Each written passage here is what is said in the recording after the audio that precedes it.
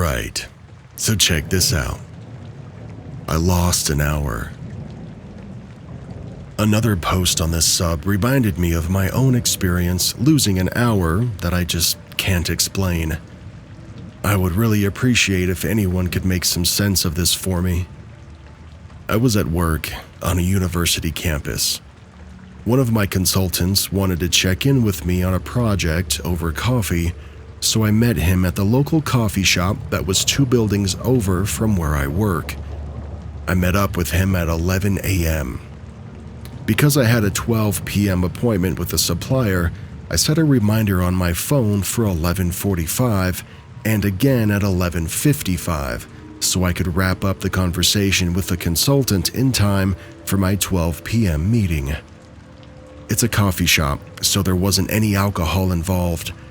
I remember having the tea that I normally have, and I don't think I ordered any food. The consultant is a good friend. I've worked with him at other companies as well, and he was just stopping by, off the clock, to discuss recent trends in the higher education space to add to an article that he was writing.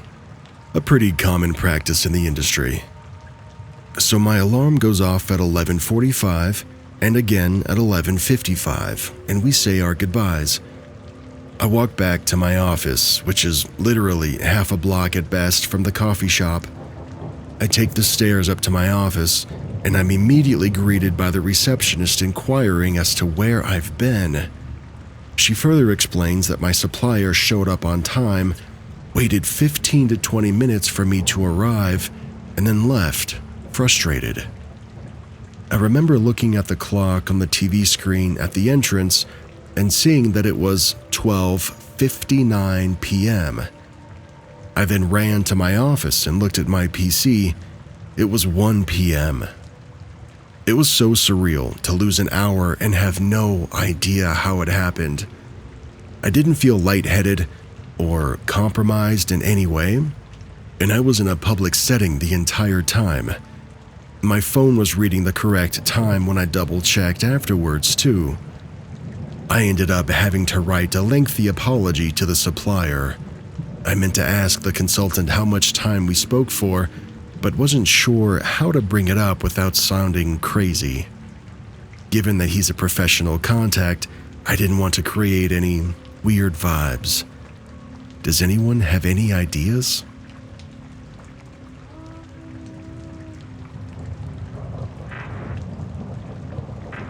I found my knife in an impossible place. This happened a while back. When I was around 13, which was 2009, I bought this really cool spring-loaded knife. Obviously, I hid it from my parents in my side drawer of my room because they definitely wouldn't have approved of a 13-year-old me owning a knife. I honestly just thought that knives were always so cool, and I own many more now. My entire family that summer took a vacation for 5 days. We locked the house and left. The only thing that was open or closed was the outside gate of the house, which my uncle had the key for to come in and feed my parrot while we were away. A few days after we returned home, I opened my drawer to take my knife out, and it wasn't there. I admitted to my parents that I'd bought a knife, and I asked if they had taken it. They took it pretty well and told me to be careful, but also said that no, they didn't take it. And part of me honestly didn't believe them at the time. I searched the entire house with my parents, and we couldn't find it. I just decided that it was gone forever and just thought it was lost. Fast forward to 2019. My brother passed down his old car to me and decided to fix it over. When he removed the door panel, my knife fell out. That car wasn't even the car that we used to go to the airport when we went on vacation. Even if I had just put it there beforehand, and that car's door panel was only removed once before to fix something, and that was before I even owned that knife. How my knife got inside that car door's panel and found 10 years later is baffling. I still have no explanation. Thankfully, I still own the knife, and even my parents were baffled because my brother didn't even know about the knife until he found it in the door panel and asked around if anybody knew who it belonged to.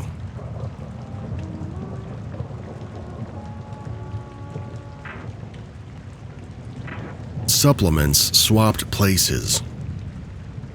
This just happened maybe a week ago. I just remembered this subreddit from a podcast that I discovered on YouTube. So, here's what happened. My wife and I live on keto. It's been great for us, but we do supplement with certain vitamins and other stuff like fish oil. I was doing my daily evening task of setting up our various supplements in 2 shot glasses. I had just finished separating out our vitamin D pills when I went to fish oil.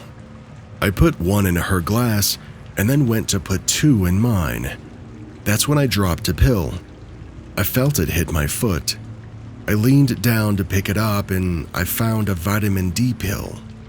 I thought, I must have dropped one earlier, so I picked it up, and then I bent back down to look for the fish oil pill that I just dropped. Except it wasn't there. I searched the whole floor on my knees. Not there. Thinking that I just lost it, I got back up and I looked into my wife's shot glass. And sitting there, in the glass, was the fish oil pill that I had just dropped. All I could do was just stare. There were now 2 pills in her glass, and I did not put 2 in there. I know I didn't. I dropped a pill, adding 2 to my shot glass. How did it get there? Why was there a different pill on the ground? I wasn't really a believer in, glitches in the Matrix, but now, I'm not so sure.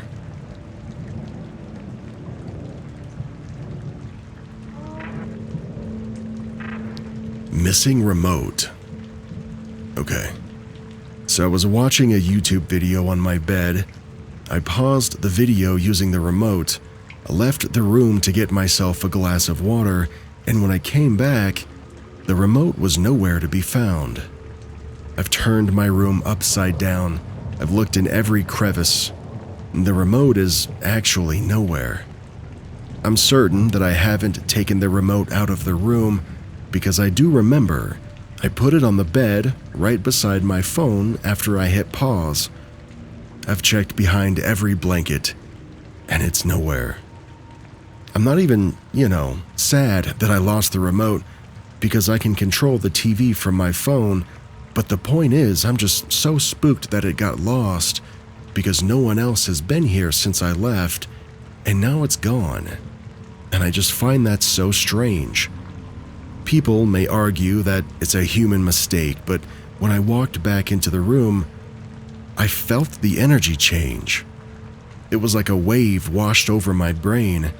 My eyes started watering, and there was a significant drop in the temperature. No windows were open, and the thermostat was set to 25 degrees Celsius, or 77 degrees Fahrenheit, which is not very cold at all.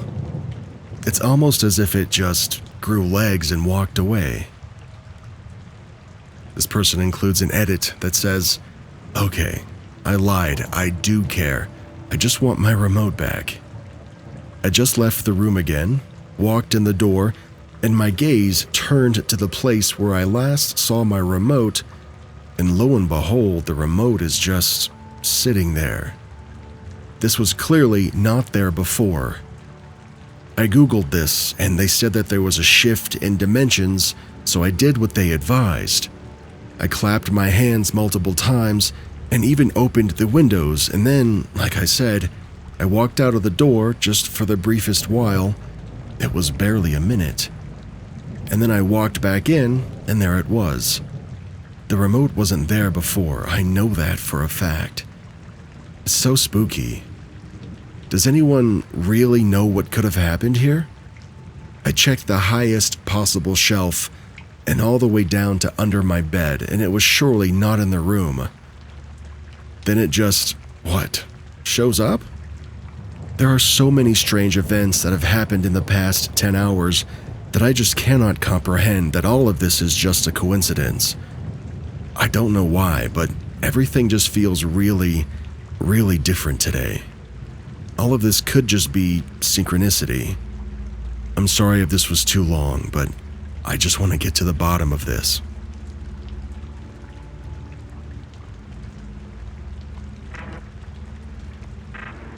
Broken glass. This happened yesterday. I bought a pack of glasses from my house. They sell them packed in cardboard, very tight and sealed, kind of like a 6-pack of beers. In the car, my daughter started playing with something and put pressure on the pack, and I heard a very faint cracking sound. As soon as we got out of the car, I went to check them, and indeed, there was one that was broken. We got home, and I carefully opened the package, not wanting to cut myself. I took them out one by one, expecting to find the broken one, but they were all intact. I thought to myself, what in the frosted Rice Krispies is going on here? The thing is, the piece of broken glass that I saw before was actually there as well, and it was big and it looked exactly like the other glasses. I have no explanation for this. I even heard the cracking sound. My husband downplays it, saying that it must have been a failure at the factory or during the packaging process. Does this make sense to anyone?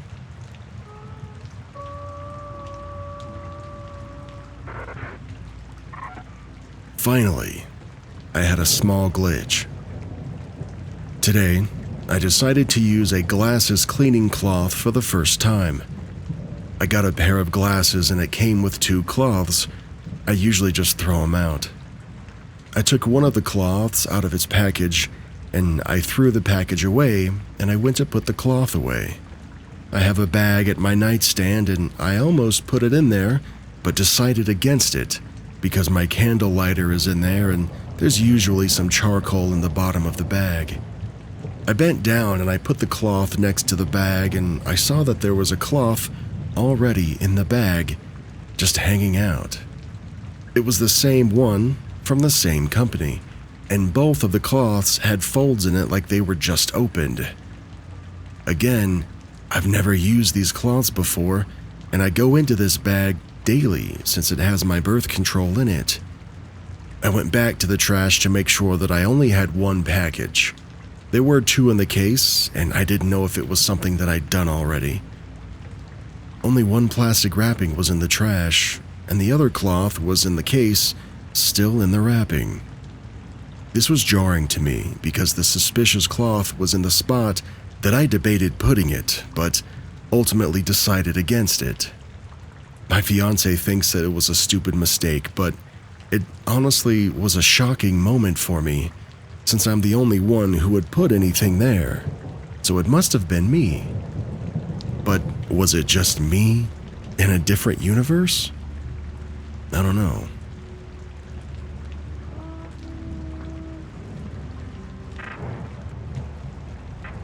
Green paper turned off-white. For some context, I'm a high school student.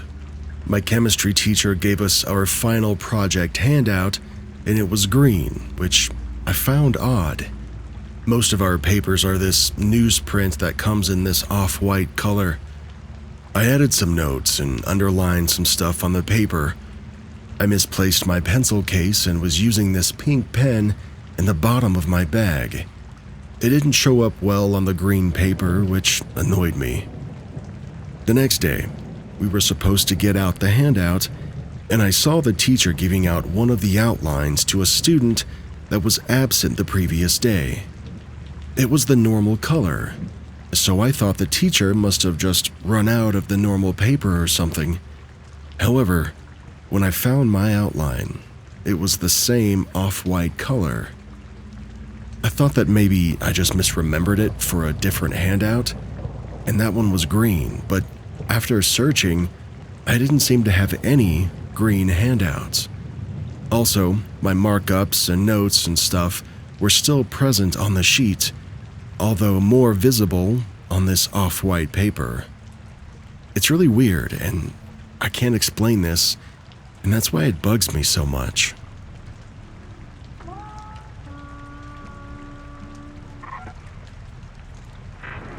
High school acquaintance isn't dead. That sat at the other end of my lunch table in freshman and sophomore years of high school.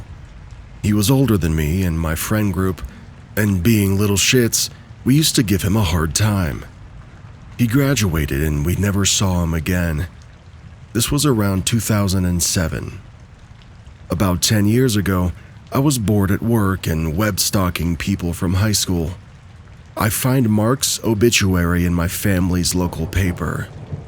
Not believing it, I find his Facebook, and there are dozens and dozens of condolences posted, including messages from the family thanking everyone for their kindness.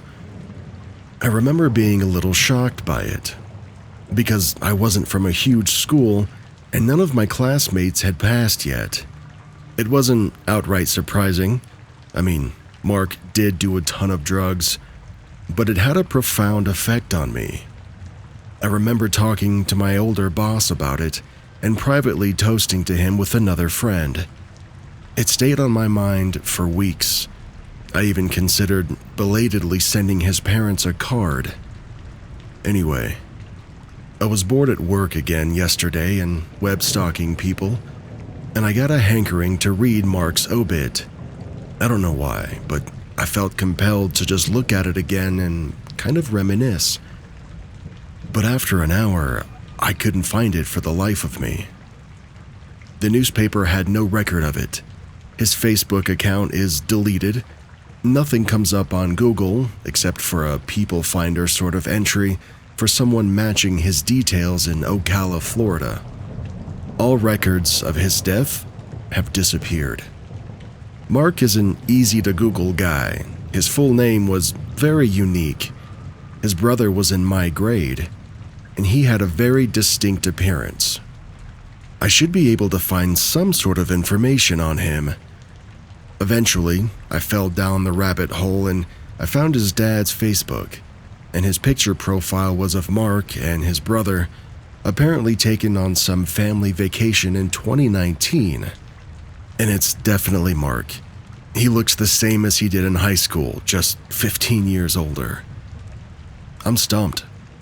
I could have sworn that this dude was dead. I'm still not super convinced that he's alive, but I don't really know what to think.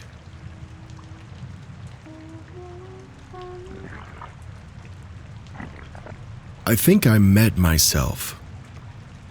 I live in a fairly small city, and I'm pretty familiar with most of the area. I work from home, so I don't get out much during the weekdays, but on weekends, I usually take long walks to clear my head. Saturday afternoon, I decided to walk around a part of town that I don't normally go to. It's not far from where I live, but it's not an area that I've really explored. It's mostly industrial, not a lot of foot traffic, and not much to see besides warehouses. Anyway, I'm walking down this long, straight road when I see someone coming toward me. It was a guy about the same height as me, wearing a hoodie, jeans, and a backpack. As he gets to about 15 to 20 feet away, we're now staring at each other. At this point, I genuinely feel like I'm about to have a panic attack. It was the weirdest feeling that I've ever had. I know this person. I've seen him before. This person was me. Not in the sense that I kind of thought we looked alike. I mean, I immediately recognized everything about him. The way he was walking, his posture, the way his hand was resting in his pocket. It was me. When we passed each other, neither of us said a word. We just continued looking each other up and down. It was the feeling that we were two versions of the same person. The expression on his face was confused and fearful, and his eyes were wide, and it was like he was thinking the exact same thing that I was thinking. I didn't see him walking away when I turned back around after an awkwardly long time of staring at each other. I waited for what felt like 10 to 20 seconds before turning around again, and by that point, there was no sign of him anywhere. There were no alleys or places that he could have ducked into. I even walked back to where we passed each other, and nothing. No trace of him. It was like he just vanished. At first, I tried to brush it off. I figured I was just imagining things, but I think I'm trying to convince myself. I've tried Googling this, but the results were just about urban legends or stories about doppelgangers being some kind of bad omen. Nothing really useful. My friends say that I'm probably just stressed out or seeing things, but honestly, I can't shake the feeling that I slipped into some kind of parallel universe, or that there's some sort of glitch in the Matrix happening. I've also noticed that I keep having deja vu about random things. Has anyone else ever experienced anything like this? Or am I just losing it? I swear, I did not hallucinate this.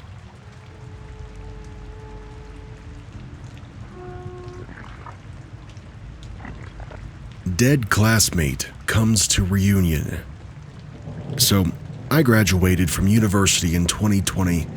I remember one of our classmates passed away due to COVID. I didn't really know him that well, and our conversations never got past formal greetings.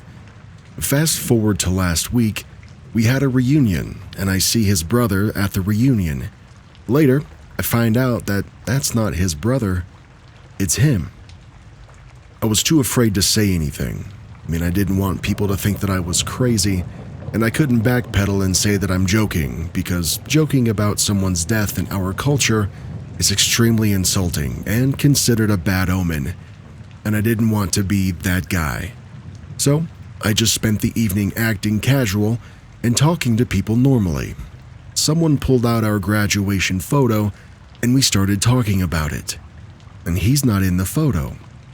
And when I asked him why he didn't attend the photo, in sort of a, "it was a great day, you missed out" kind of way, not in a confrontational kind of way, he said, "I don't remember, must have been busy." And that confused me even more. I asked my friend that I'm still in touch with and meet on almost a weekly basis, and he says, "Thank you, so I'm not the only one." And I have no idea what to make of this.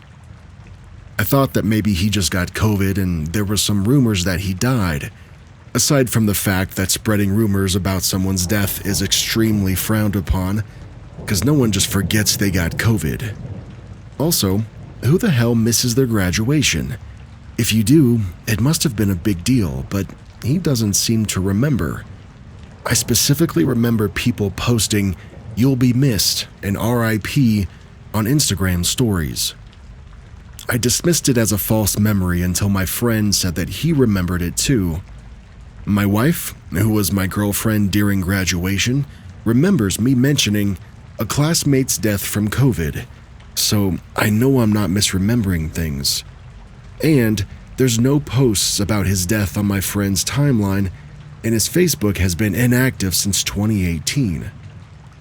I'm sure it's him, not someone else, because no one died before graduation or even a year after.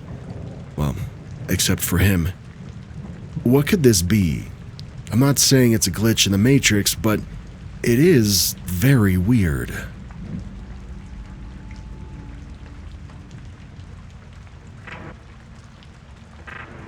Dear God, it happened again. I have my vitamins on an every 6-week delivery. About 6 months ago, I got my delivery. I threw it in the closet in its box, and when I went back to get the vitamins, there were 2 boxes of them. It really weirded me out, but I just kept telling myself, maybe I accidentally bought an extra box or something. So I paused the delivery, I finished them, and I move on. I started up my delivery again, and I got my vitamins yesterday.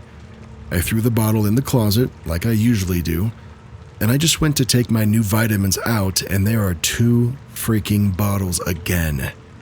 They both have the exact same lot number and expiration date on the box. I'm losing my mind. And just FYI, I did check my order history and I haven't gotten any vitamins since October. There are 50 pills in each bottle. I take them once a day. I had none left when I got my new order, and I'm just really at a loss.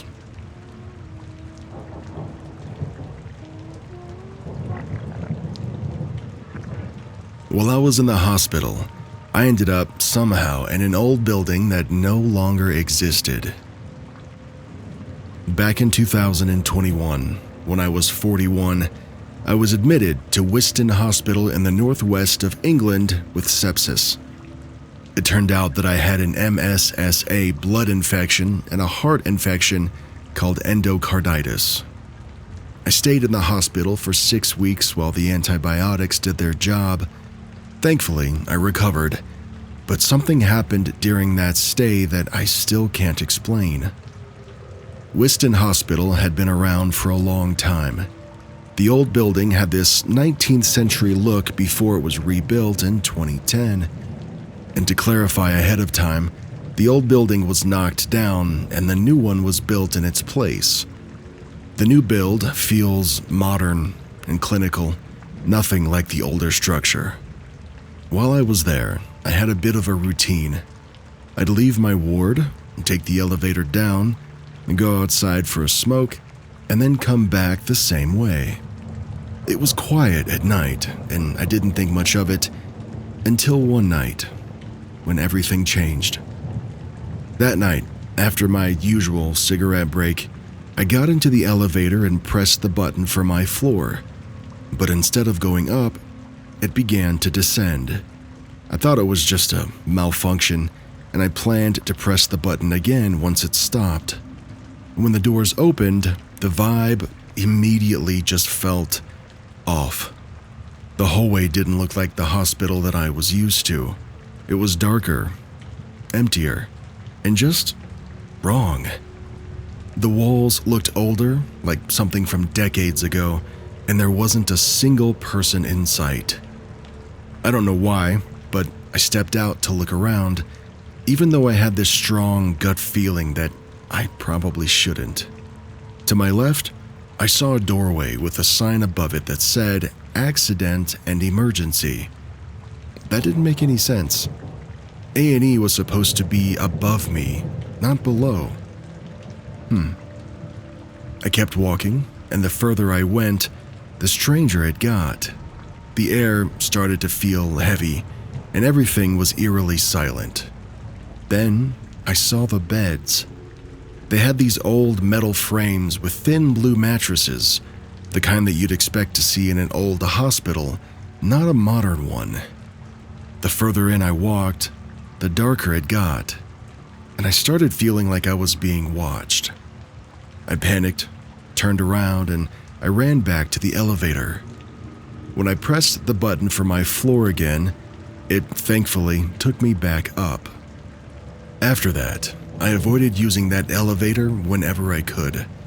I couldn't stop thinking about what I'd seen, but I tried to convince myself that it was exhaustion or maybe a strange part of the hospital that I just didn't know about. About a week later, I needed to use the elevator late at night again. I hesitated, but I pressed the button to call it, and when it arrived, I froze. Instead of showing a floor number at the top like usual, it just displayed the letter X. I noped out of there immediately. I don't know if that's standard behavior for a malfunction or some kind of error code, but I wasn't about to find out. Even now, I don't know what to make of this whole thing. I've heard people talk about time slips and stuff, but I don't know if that's what I experienced. All I know is that it just felt wrong, and it's something that I'll never forget. We have someone in the comments that points out, "I'm pretty sure that's how people disappear. They step into an alternate dimension and can't get back. However, I'm glad that you made it back and stayed out." OP responds with, "This is truly scary to even think about."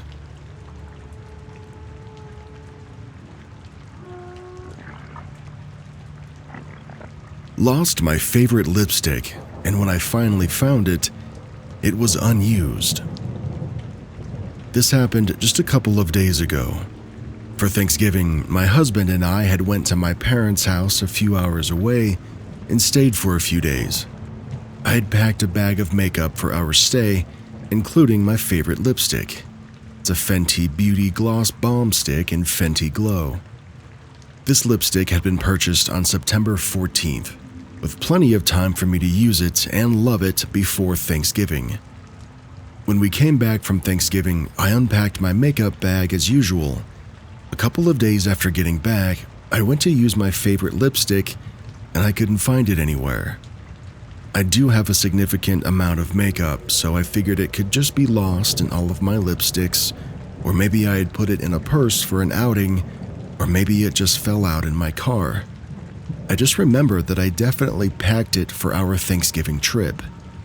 Well, over a month passed and it never turned up. My husband helped me look through my car and our house for it, and I almost bought a replacement because I love it so much and was really missing wearing that particular shade. But I thought, as soon as I buy another one, I'm gonna find the original. Well, sure enough, I went to Ulta to purchase something else, and I resisted the urge to replace the lipstick, and the next day, I found my favorite lipstick. The lipstick was in the makeup bag that I had packed for Thanksgiving, but in a front pocket that I don't usually use. I pulled out the lipstick and opened it, and was absolutely floored to find it unused. I know it was unused because this type of lipstick has the brand logo stamped into the top of the lipstick. The lipstick formula is very thin, so once you use the lipstick once, the brand stamp disappears. Here was my favorite lipstick, one that I had missed wearing, and it was brand new, never used. I just sat there trying to think how this was even possible. I mean, there's no way, unless I never used the lipstick, but I do have memories of using it and loving it so much that I was wanting to spend another $25 to replace it. I went to show my husband the stamp and everything, and he thought it was super weird. I just don't understand how that happened. It feels very much like a glitch in the Matrix. Somebody in the comments asks, could your husband have replaced it and didn't tell you? And OP responds with, well, I could write it down in big letters what exact shade this is, and it's still 50-50 if my husband would get the right one.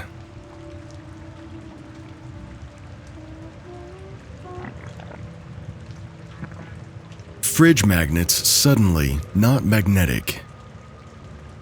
A couple of days ago, I woke up in the middle of the night from a loud noise downstairs. I went downstairs thinking that my cat had dropped something, and then I went into the kitchen and two of my fridge magnets were laying on the floor. I picked them up and just thought that my cat had knocked them down, but upon trying to put them back onto the fridge, they didn't stick anymore. I've never heard of magnets losing their magnetism before, and I was wondering if anyone had any possible explanation for this. Thank you. There's some back and forth in the comments about how this exact same phenomena happened in Stranger Things with Winona Ryder's character, Joyce.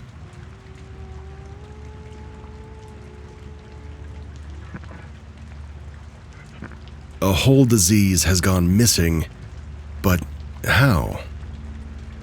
In 2012, my husband, at the time we were separated but sharing custody of our daughter, was diagnosed with celiac disease by having endoscopy and biopsy. For those that don't know, celiac disease, or CD, is an autoimmune disease that eats away at your intestines if you ingest wheat, and to treat it, you have to be on a very strict gluten-free diet. It's hereditary, so you can't get it without the gene. He had to change his entire lifestyle to make sure that all foods we were eating were certified gluten-free.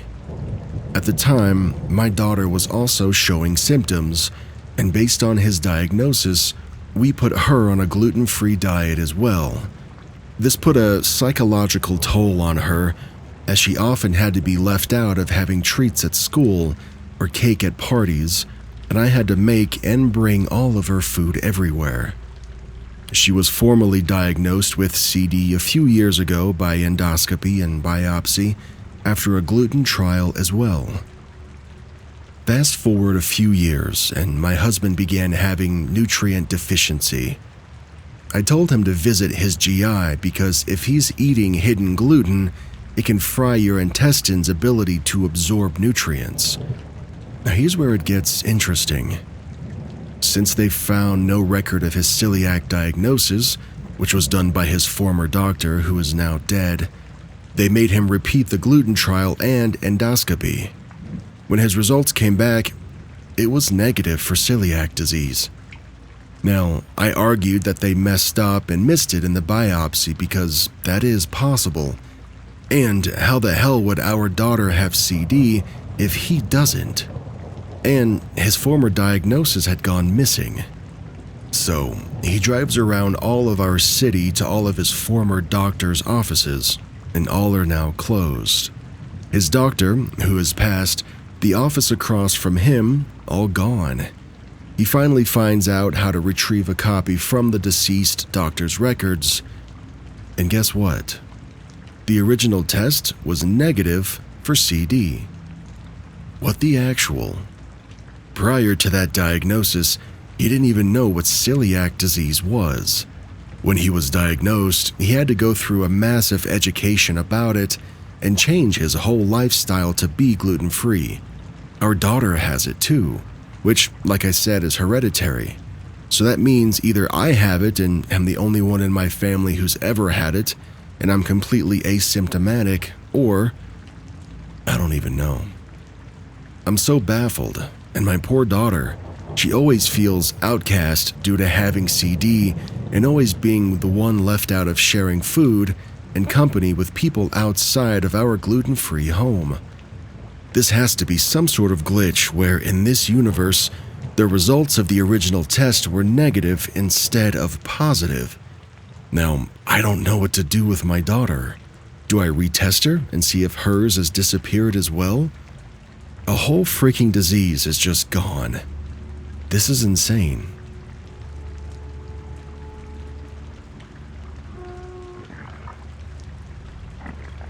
I ate a piece of bread that didn't exist.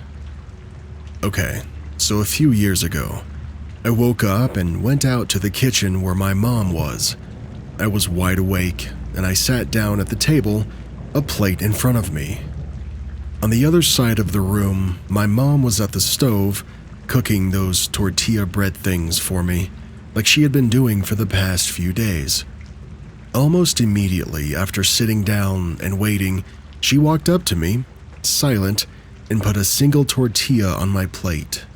She then walked up to the counter where she continued to make more. I thanked her for it, and before I ate it, I looked at it, and I paid attention to how it looked, like the parts where it had browned and the parts where it had not, and its shape. It was perfect. I ate it, leaving no trace of crumbs or anything on my plate, and then I said thanks again, and I said that it tasted perfect. She didn't respond.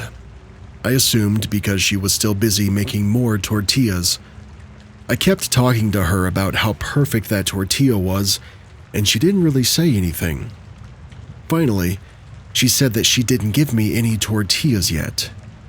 I didn't believe her. I thought she was trying to trick me. But then I stood up and I walked over to the counter, and she hadn't even finished making any tortillas yet. She hadn't even finished forming the dough. I was completely confused, and I still am. I had no proof that she had even given anything to me. And she said that she didn't respond when I first thanked her and said how good it tasted because she didn't know that I was even in the room. To her, I had just randomly appeared, and she said that she had never even walked over to the table or finished making anything. I sat down, confused, and then I stood back up again, and at that moment, she had actually finished making the first tortilla. It was still in the pan, and when I looked at it, It looked identical to the one that I had claimed to have eaten just several minutes prior. Same shape, same brown parts. I still don't know what happened that day.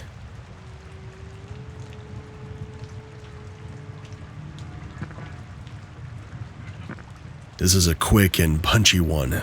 It's called I'm Scared. It's 1 a.m.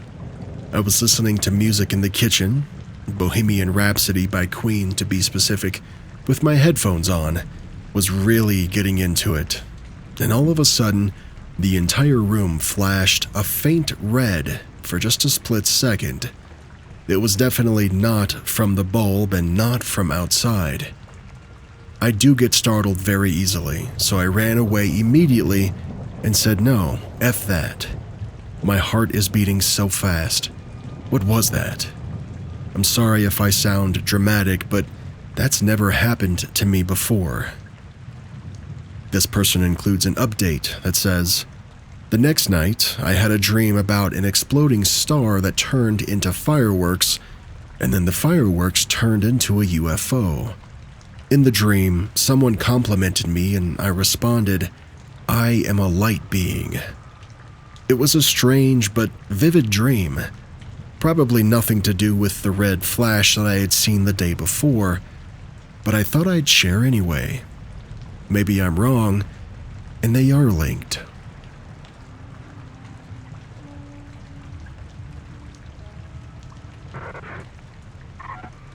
My son has 2 left feet. The other day, I was visiting my parents' house for our weekly family dinner. Typically, I'll take off my 3-year-old's shoes when we walk in so that he doesn't lose them throughout the house. However, this time I didn't do that, so his shoes ultimately got lost. At the end of the night, when I was trying to locate the shoes, I had found one for his left foot. As my family and I were searching the house for the right shoe, my dad says that he found it and handed over another shoe, except this one is another left shoe. I thought that maybe it was an older shoe. I mean, he did have an identical pair of shoes in a smaller size. I thought that one of them must be a size 8 and the other one was a size 10. But when I checked the sizes, however, both of the shoes in our hands, which were both left shoes, were size 10s. I was so confused. One of my sisters ended up finding the right shoe so that we could go home, but it left me wondering, where in the world did that second left size 10 shoe come from?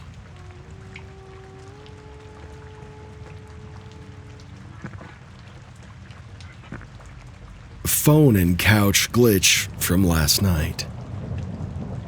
I work from home, and I often sit on my couch and do menial office tasks in the afternoons.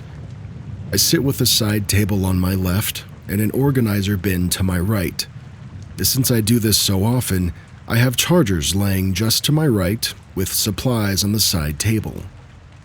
I went to lift my phone a few minutes ago and stupidly grabbed it by the charger. It got snagged on the couch and it ended up falling between the couch cushion and the armrest. Because of the way I heard it fall and how loud it was, I actually thought that the phone fell all the way through the couch and onto the floor. I got on my hands and knees and I looked under the couch. When I didn't see it, I realized that it had not fallen all the way through and was actually stuck inside the couch itself. After moving the organizer bin, the pillow, and the couch cushion, I could see a small hole where the phone must have perfectly fallen into, allowing it to go into the couch. I tried to stick my arm into the hole, but then had no choice but to rip the lining of the couch in order to get my hand close enough to the phone to grab it. I got my phone, and I cringed at the amount of crumbs that were attached to it. I wiped it off, I plugged it back into its charger, and I placed it on my side table, while mentally noting how close I had just come to damaging it since it was delivered to me only 24 hours ago and is brand new.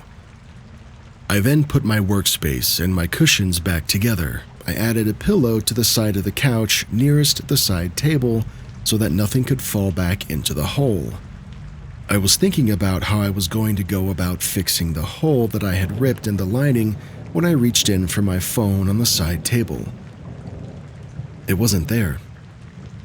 I stood up and I looked around, comically patting my non-existent pockets. I looked under the couch, in my organizer bin, everywhere. Then, I dinged my phone with my watch and I could hear it. It was inside the couch. I removed the pillow and the cushion and I went to reach my hand back in the hole through the lining, but I couldn't. The hole wasn't big enough. I had to rip the lining again in the exact way that I just had. Now here's how I know that this was a glitch that could not be explained away. 1, I'm home alone. No one could have moved it, but even if I wasn't alone, I still hadn't ever left the room. And this all happened within the span of just a few moments. And 2, I heard it fall through the couch the first time. It was loud and undeniable. I would have heard it fall if it happened again. And there are no sounds in this room except for my dog softly snoring. And 3, I plugged it back into its charger after I got it out of the couch the first time.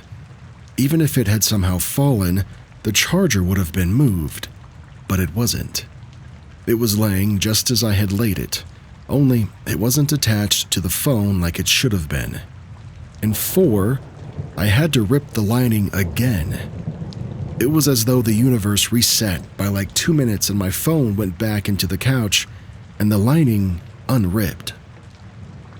This person adds an update that includes, after I posted this original story last night, I decided to call my adult kid to tell them about it. We were laughing in a, well, that's creepy as hell and unexplainable, but also super cool kind of way when I started to say something that has shaken me to my core and has made me question the whole universe. Yesterday morning, like 12 hours before the glitch, I was taking another one of my kids to school and I felt compelled to tell them a story. When I was a teenager, the exact age as this child, I was in a car crash. A friend had just gotten her license and had lost control on black ice. We slid to the driver's side and then she overcorrected and we slid nose first into a ditch on the passenger side. I had, only seconds prior, taken my seatbelt off to grab a piece of gum from her purse in the back seat. I still remember the way my body crashed to the roof of the car and then to the back seat over and over as the car flipped end over end 4 times. I then remember waking up to her screaming, "Oh my God, I killed my best friend." I somehow walked away from being ejected out of the back window.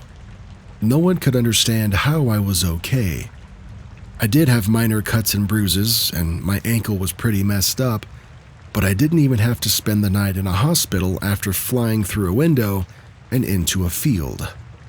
Medics and doctors kept saying, "You're the luckiest kid ever. Wear your seatbelt from now on, blah blah blah." My family couldn't believe it, and they sobbed when they picked me up from the hospital, but it was more profound than that to me. Something changed in me that never felt the same again. It was as though I felt like I should have died, but I didn't.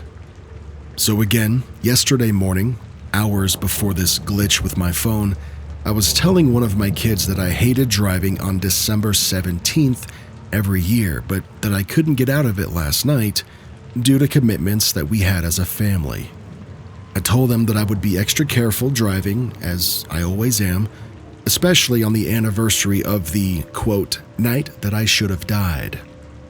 So, as I was telling my older son the glitch story, I began to say, well, be careful driving tonight. You know what today is, and I'm always skittish on the anniversary of the accident.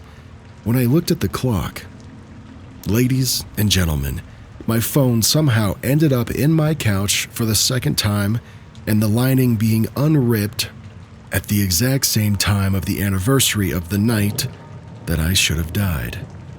There's a small 10-ish minute window that I know the car crash was from decades ago. I know that the phone glitch was within that time frame last night, and I'm honestly wondering if I jumped timelines back then and then somehow the universe glitched last night because of it. I don't know. I don't think I'm scared or freaked out like I would expect to be. If anything, I feel as if the universe somehow gave me an extra chance at life, and I'm grateful.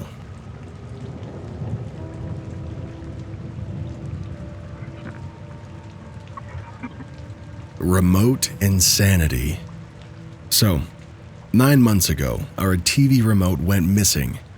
I have 2 younger kids, and the darn thing has gone missing before, so this last time, I just said screw it, and I didn't order a new remote, and I'm just paying for the Universal Remote app on my phone.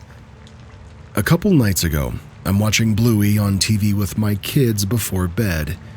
My kids get tired, and I put them to bed. After I put them to bed, Bluey is still playing on TV. I hit the home button on my remote app because I'm not wanting to watch Bluey by myself or hear it in the background, and I'm not really interested in watching TV at all.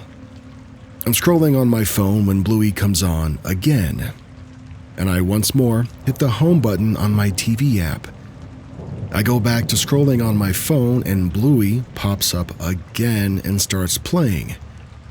It finally dawns on me that maybe I'm sitting on the actual physical remote, like it got lost in the cushions and it's lodged in there or something. Lo and behold, I find the actual remote. I'm so excited, and I proudly tell my husband that I found the damn remote. And he reminds me that we bought this new couch 5 months ago, which is 4 months after the remote went missing. So, yeah, I'm not sure what happened there, but I'm happy to have the original remote finally back.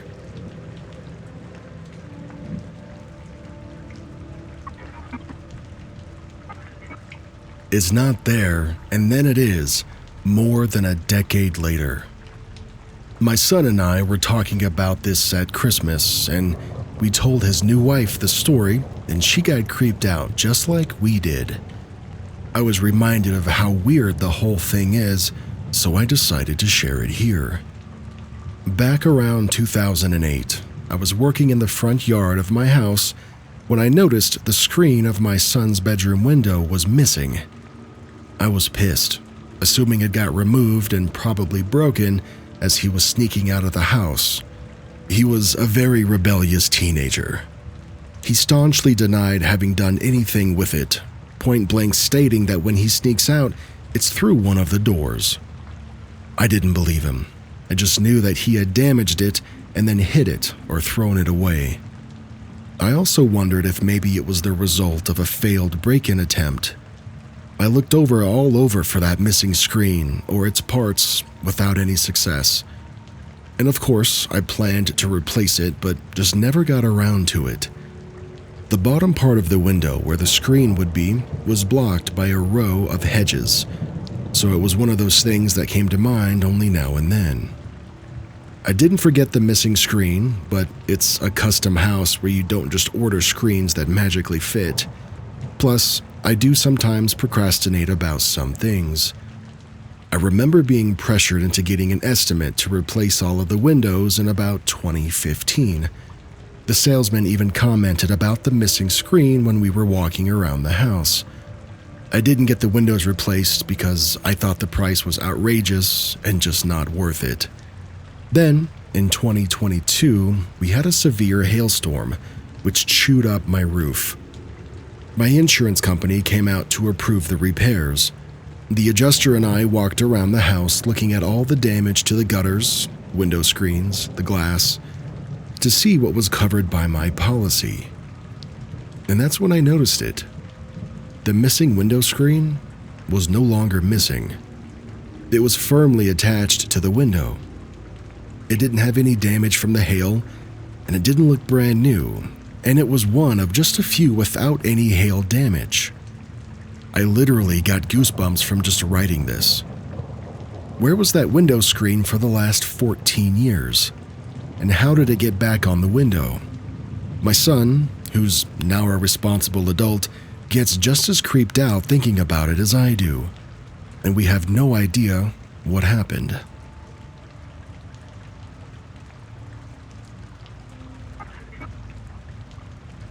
Waitress brought our order that we never ordered. I've been confused about this since it happened.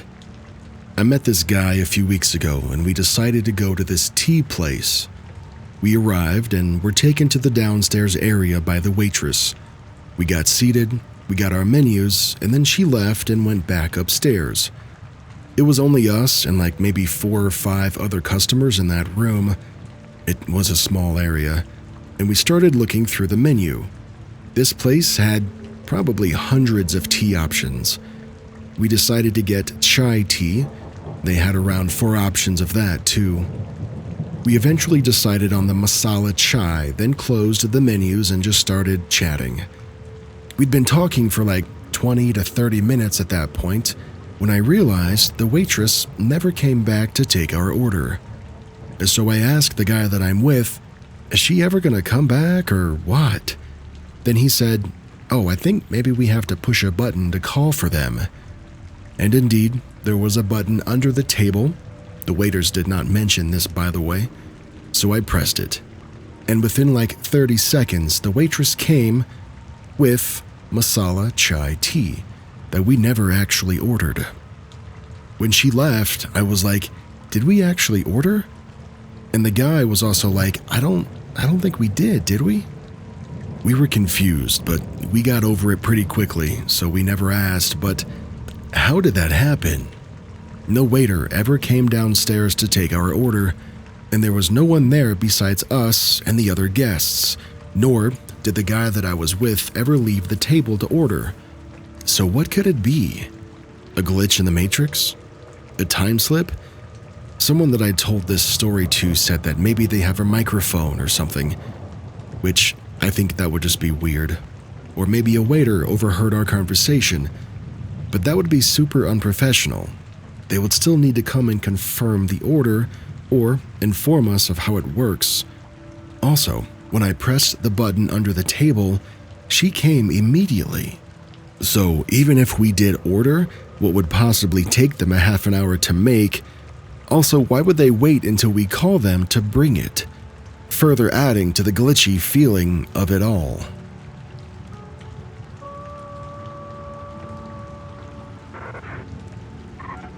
When I was living in my previous flat, I had a strange experience. The flat was in a very old building built in the 16th century in Central Europe. It had low ceilings, a narrow staircase, and an attic that no one dared to enter. There was something eerie about it, but the flat was beautiful, overlooking the historic center of the city. But I digress. We adopted a cute little cat with our roommates, and one of my roommates was particularly fond of her, always talking in baby voices at her. One evening, I was in the bathroom when I heard my roommate come home, keys jiggling in the lock, and her welcoming our cat with that baby voice. So, I straightened up and I went to say hi to her. However, when I came to the living room, nobody was there.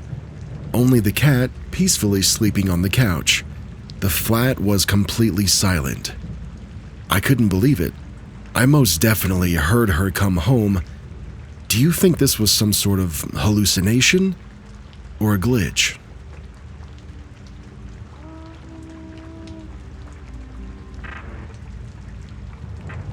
An unexplainable event. About a year ago, I was in my bathroom getting ready to take a shower. I had this hot pink towel that I used, and it's the only one of its kind, so keep that in mind. I grabbed it off of the hanger and I placed it on the toilet seat cover, which was clean, by the way. And after my shower, I went to my room, I dried off, and I got ready for bed. I left the towel on my bed. Later, I went back to the bathroom to do my skincare routine, and once I was done, I returned to my room to put the towel back. I'm honestly not sure why I didn't just do it earlier. But when I looked, the towel wasn't there. Confused, I went back to the bathroom to see if I had already brought it there, but it wasn't there either. I searched my whole apartment, and it was nowhere to be found. Until I checked the closet where I keep all of the blankets and towels, and there it was, folded up and completely dry, like I hadn't even used it. And I was the only one home at the time.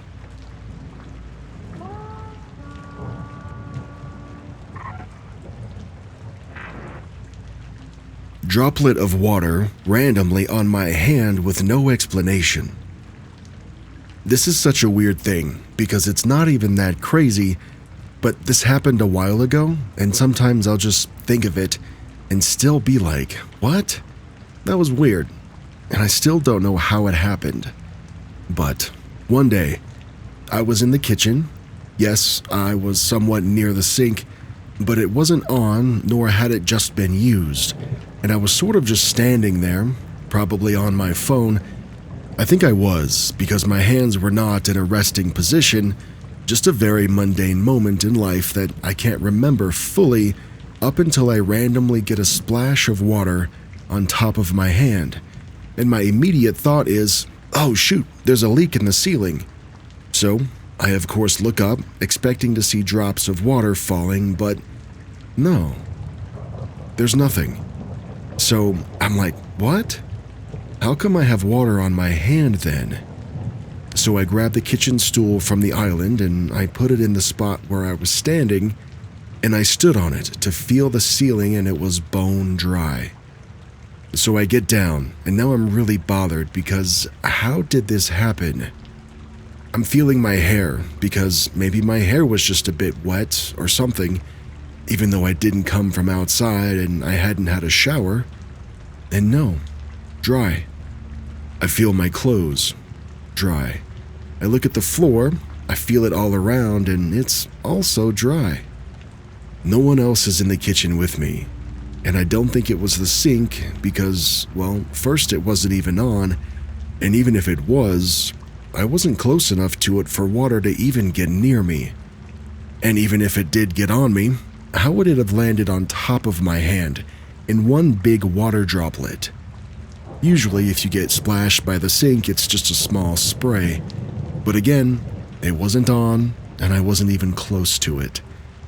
I then seem like an insane person because after analyzing the entire kitchen and myself for an explanation, I go to my mom and dad and sister and I explain it, and they're all like, okay? I don't know, it's just water? Probably just wet somewhere. And I tell them, no, you don't get it. It came from nowhere. How did this happen? And no one else seems to care. And now I'm just randomly remembering it and writing it on Reddit because I'm hoping somebody like you have experienced this too. Does anyone have a clue? Is this even a thing? Am I crazy?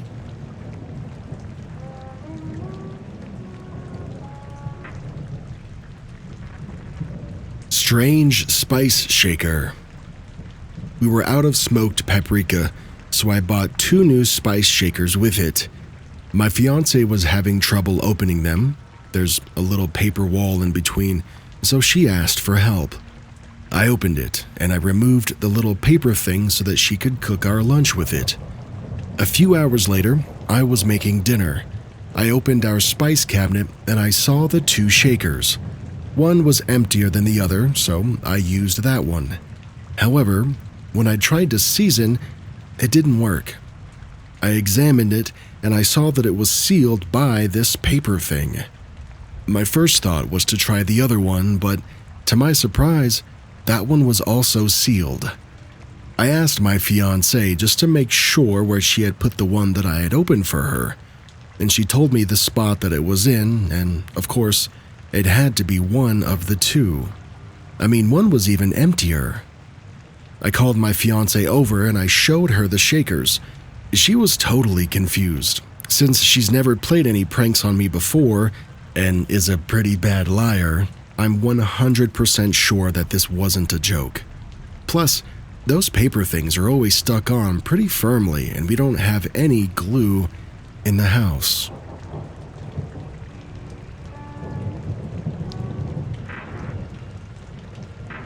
Something weird happened in college. This incident happened to me and my friend in college, and here's a little backstory. For entering the college, we need an ID card. We can also load money onto the ID card and swipe it to mark our attendance and to purchase food from the canteen as well. So, in the break time where we chill and eat, my friend, being my friend, took my card as he didn't have his own at the time and went to get something from the canteen. During all of this, the break ended and all of us went to our respected classes. I had a free lecture and went to my other friends to another class which was in the other block to sit and just chill. Those classes are meant for students who have a free lecture so that they can study or complete their work. You get it. So that time, I was unaware that the friend also had a free lecture and was looking for me, thinking that I was in my class, and went to my original class where he thought I would be to return my ID card. After him making it to my class, it was clear that I wasn't there, and then he left my card with the professor. Meanwhile, someone, or something that looked like my friend but wasn't him, entered the class and came to me. He looked strange, and he seemed like he didn't want to talk or to keep the whole interaction very short. He gave me my ID card and turned back, and as soon as he did, I asked him to sit down, and he replied by saying, "I'll be back in due time." And then he went away. Also, when he came in the class, he was looking down and looked at the door while entering, like something was there which was totally opposite of his personality. He's usually always smiling and is liked by everyone. After all of this, and about another minute or two, he again came back as if it was his first time. He entered with his usual smile, shook my hand, and told me that he had been looking for me to give me back my card, and to tell me that he had dropped my card off to my professor in my previous class. But I stopped him, and I said, "No, you just gave it back to me." And I showed it to him. We've both have spoken about it multiple times.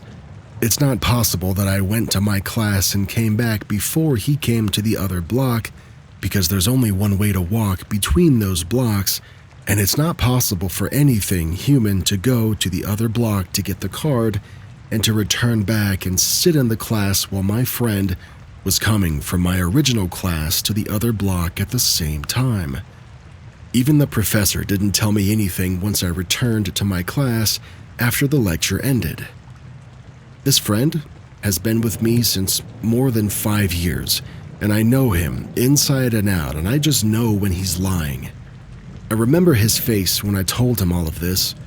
I'm sure that whatever he's saying is true, and even I, whenever I think of this, gives me this weird feeling, as if something that was him but wasn't him was present, for whatever reason.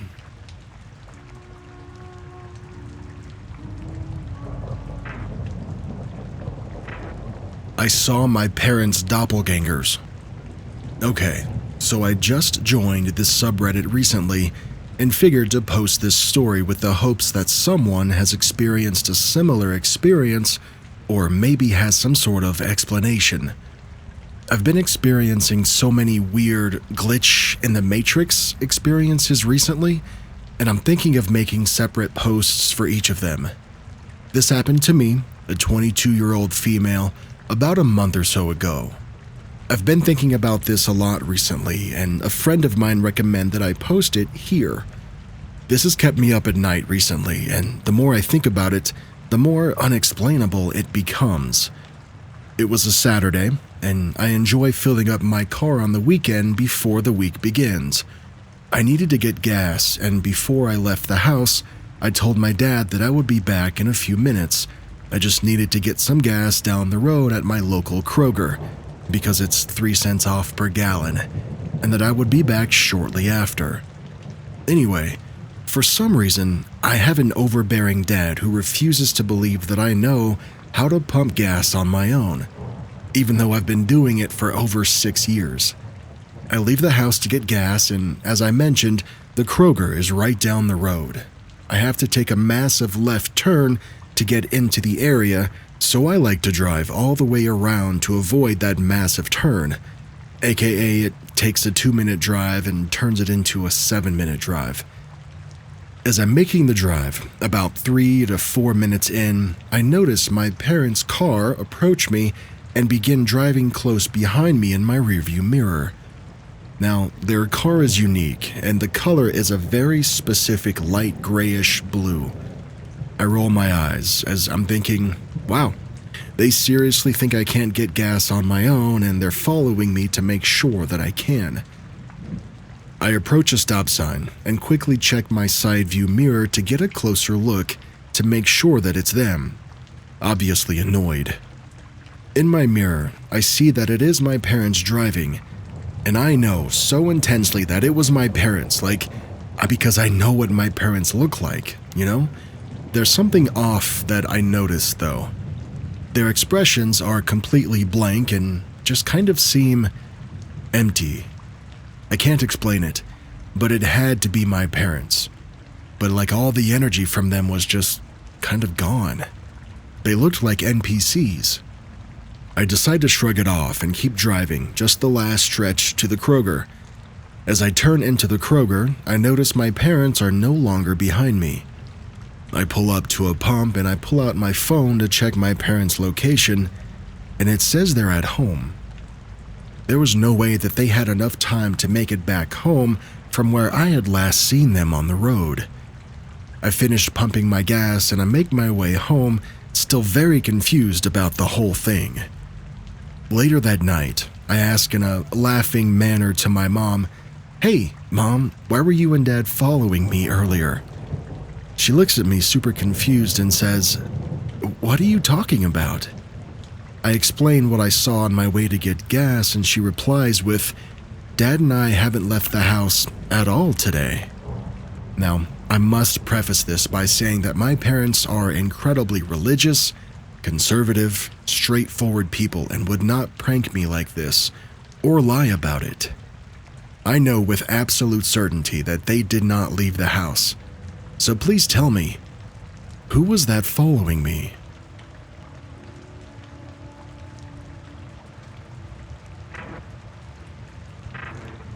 This next story comes from an email submission from a listener named Nazrian.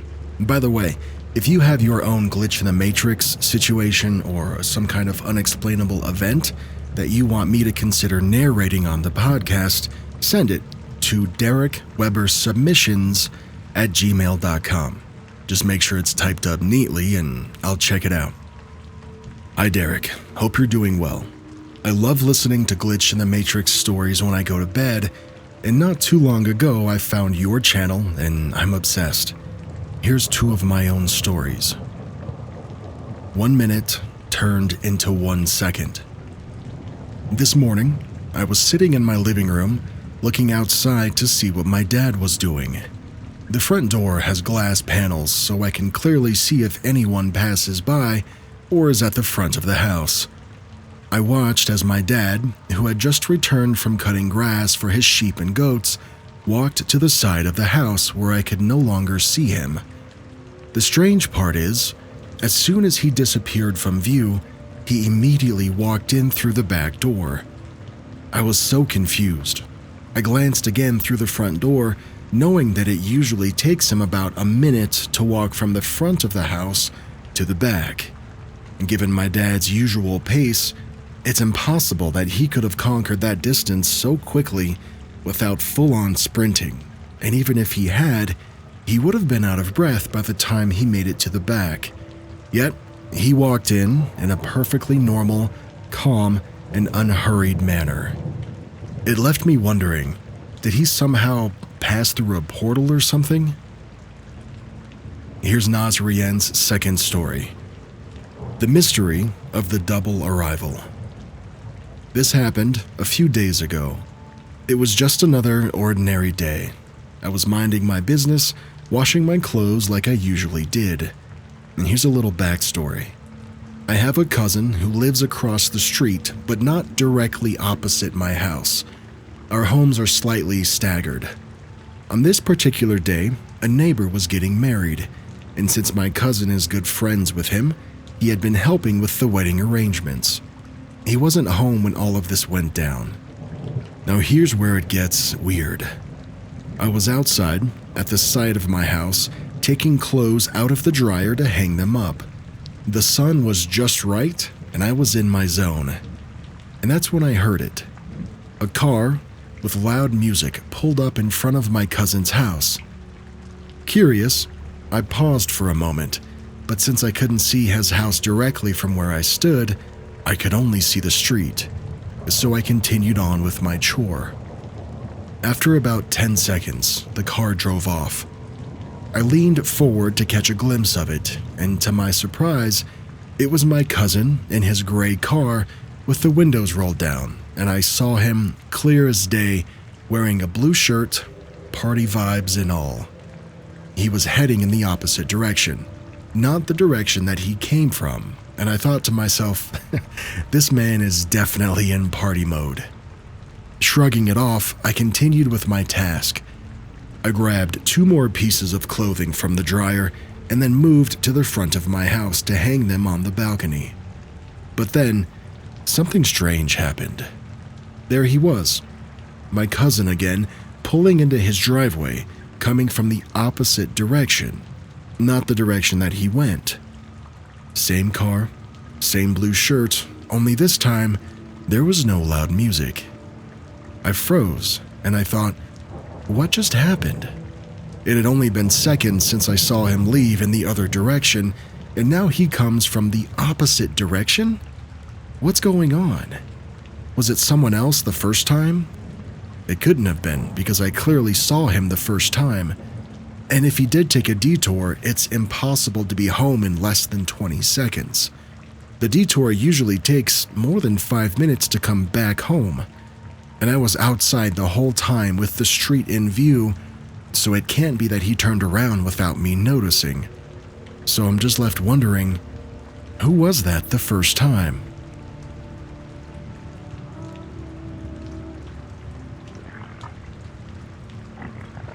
Here's another story submitted to DerekWeberSubmissions@gmail.com.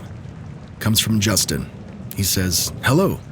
I love your narration so much that you inspired me to ask myself, do I have any glitch stories? And I think I have at least one. Thank you, whether you read it or not. I have a memory from when I must have been about 4 or 5 years old that struck me as quite profound, even at the time. Throughout my life, it's always stuck with me, and before that, it's just flashes of nightmares from the crib at best. I found myself immersed in what could be described as the opposite of your life flashing before your eyes at the end of your life. I was young and healthy and seeing flashes of my life thus far.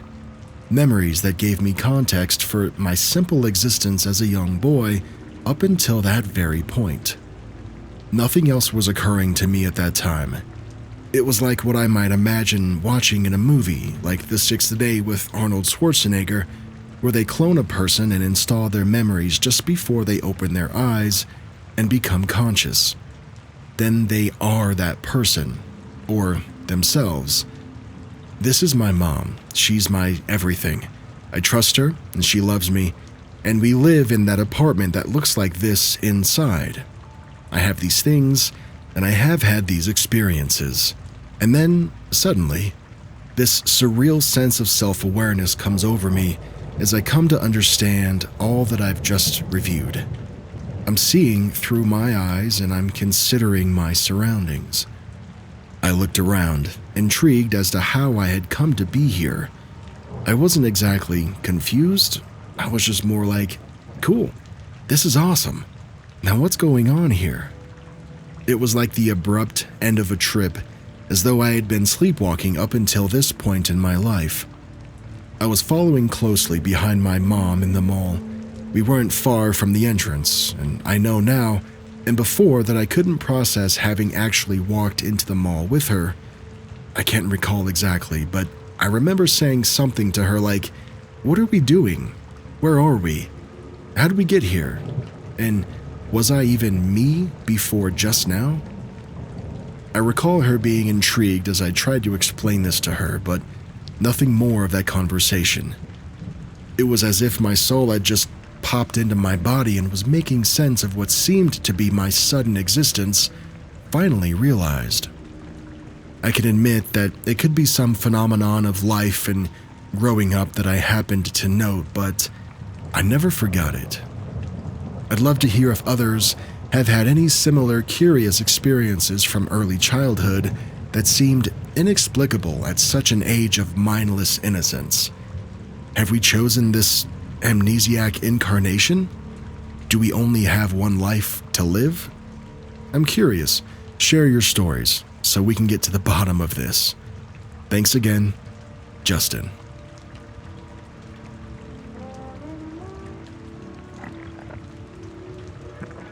Reappearing object.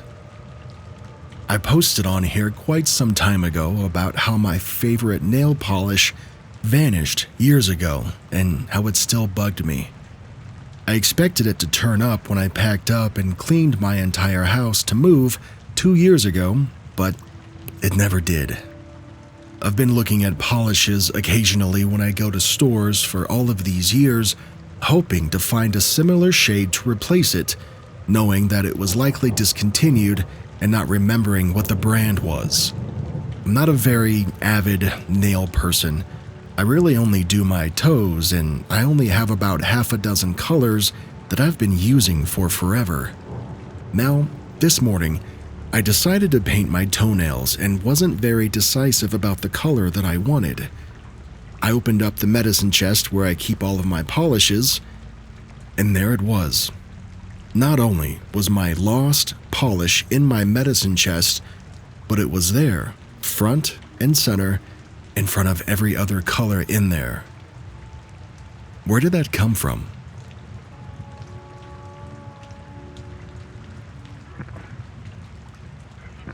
Random objects disappearing.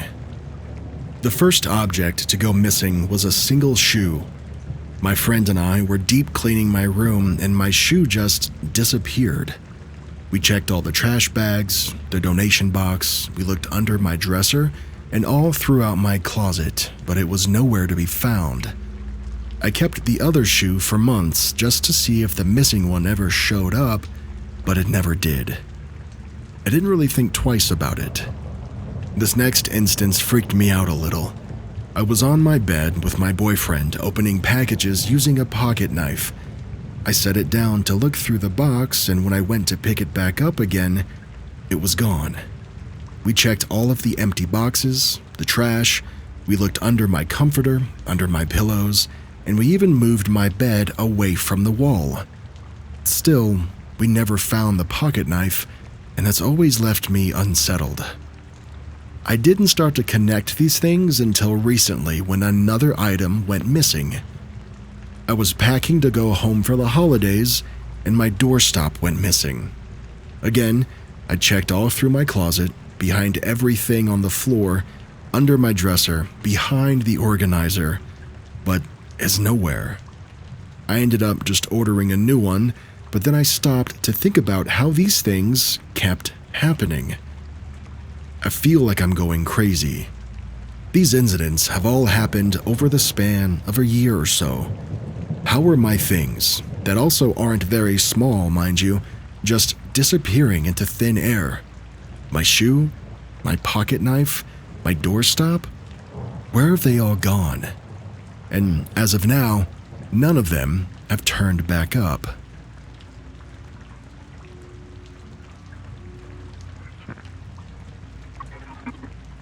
Missing checker piece reappears. This happened maybe 9 years ago when I was still a kid. It always freaked me out, but I didn't find this subreddit community until recently, so I have to share it now. Back then, I had just received a Chinese chess set from my dad, and my dad never used to get me any toys, so I really cherished this one. It wasn't regular Chinese chess. I'm not sure what the English name for it was, but it had a lot of pieces. There was 36 pieces with 6 different colors. My dad specifically told me to take good care of the set and to not lose any of the pieces because there were so many. He told me lots of times to clean up after playing, and he gave me a little baggie to store the pieces in. On the second day that I had it, I was playing inside my room on my desk. I saw a single red piece drop to the ground. I saw it drop underneath my desk onto the ground, and when I bent down to get it, it was nowhere to be seen. It was the first gift that my dad had gotten me in years, and it was 2 days old. I tried really hard to find this piece. I basically flipped my room upside down looking for it. I moved the desk and the chairs to try and find it on the ground. I even looked in other areas in my room on the ground too, thinking that it could have just rolled elsewhere, but I couldn't find it at all. I knew my dad would get mad at me if I told him that I had already lost a piece, so I decided to keep quiet and just put the set away, not telling a soul that I had lost a piece. I knew 100% that when I put this set away, I was still missing that one red piece that I searched all afternoon of every inch of my room for. I hadn't opened the set to play for a few days until my mom requested that we play together. We played on the ground/carpet of her bedroom. She had a big carpet, and at the end of the carpet was a sofa. Eventually, she finds out that I had lost a piece, and I pretend that I don't know anything about it. I act dumb, and I say that when I last played, the set was complete. So we try looking for it in her room, on the floor, and on the carpet. I obviously know that it's not going to appear in her room, but I was still going to act like I was looking for it diligently. So I point out that maybe it could have rolled under the sofa at the end of her carpet while this was being set up. She goes and checks, and lo and behold, there it is. The missing red piece was under her sofa in her room. I was so shocked. This chess set was never played with in my mom's room until that very day, and I had clearly seen that red piece drop to the floor in my own room and disappear. And I was only pretending to look for it in my mom's room. I, however, really convinced myself that it could be in my mom's room to put on the act. It still shocks me today. This was definitely a glitch about how it could have shown up in my mom's room. I've never played there. I'm the only child who plays with this set, and when I packed this set up just several days before, I was sure that I was missing that red piece. This really freaked me out. How could that have happened?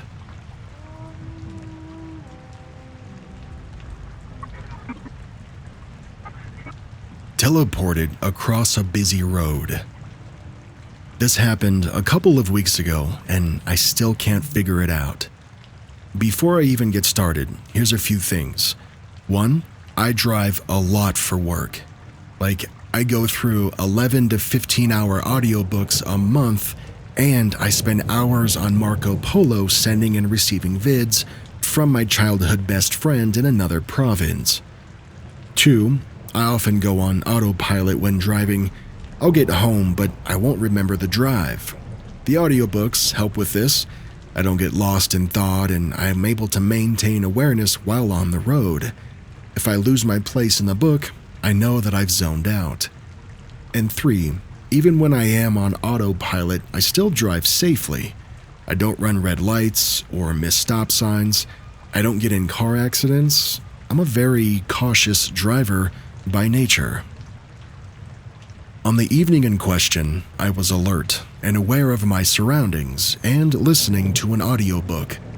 There are 2 four-way stops on a dimly lit road on my way home, and then my street is on the left. I stopped at the first intersection, and then the second.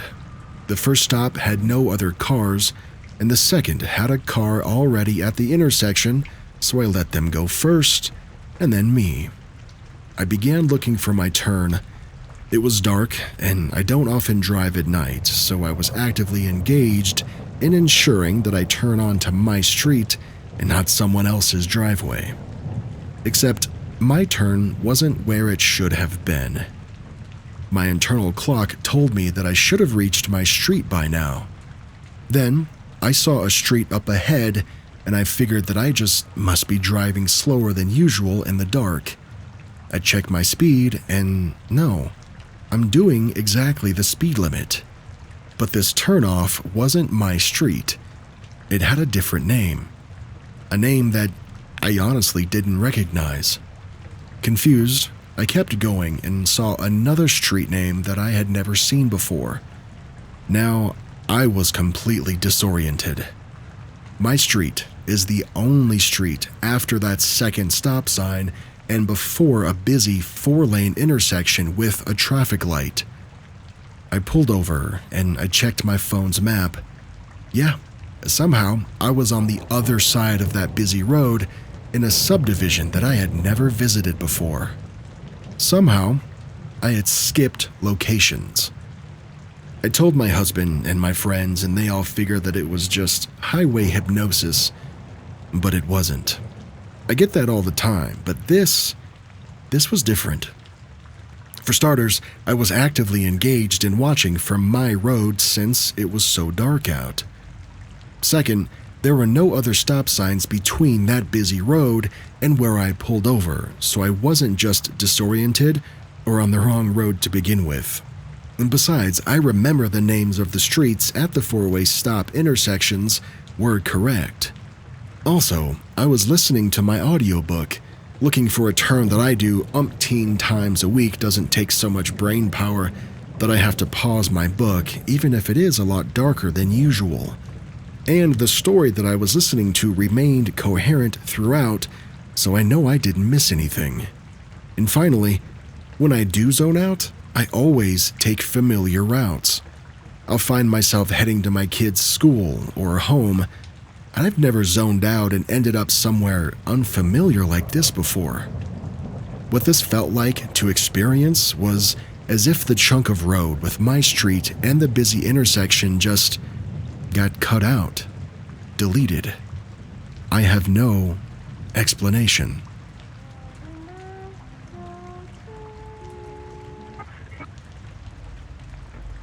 Here's another quick one. My dad's blood type changed.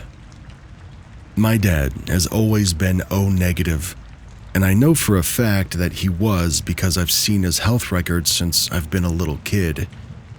We've always known that everyone in the family has a negative blood type. My dad goes to the hospital to get tests done after not going to the doctor for maybe 10 years, and the tests came back that he has O positive blood now. And we don't know how to explain this. The existing paperwork that he has all say that he's O negative, but what happened? We asked the doctor if the blood type could change, but they couldn't give us an explanation. Some people might say that the first blood type was incorrect, but he's had many blood tests done in the past, and they've always been O negative. How is this even possible? OP includes an edit that says, if anyone could check theirs and see if it's also changed. I'm wondering if this is more widespread or more common than people might think.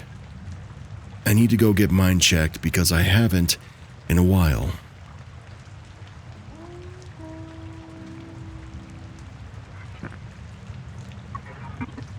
Where is their son? We're Catholic, so we usually go to church every weekend. Our church is small, and we know most of the people there because we see them every Sunday. We'd been going there for the past 3 years. Anyway, so there's this family there, a husband, a wife, and their kids. We always see them in the kids' room where we would go with our kid every Sunday. For the longest time, I always thought that this family had 2 sons, 2 little boys, one around 2 or 4, and the other one between 6 or 9. I remember the older boy looked a lot like the youngest boy, except his hair was neatly parted, and obviously he looked older. I always knew that they had 2 boys. Sometimes the youngest would even play with our kid, while the other one would play in the other room with the dad. The dad hates coming to church, so usually he makes an excuse to go to the playroom to be on his phone. He would always be there while the oldest was there, and the youngest would stay with his mom, sometimes even play with my kid. Anyway, the lady had been pregnant for a while around the same time that I got pregnant. Due to complications, I ended up having to be hospitalized for months, and after, my recovery took so long.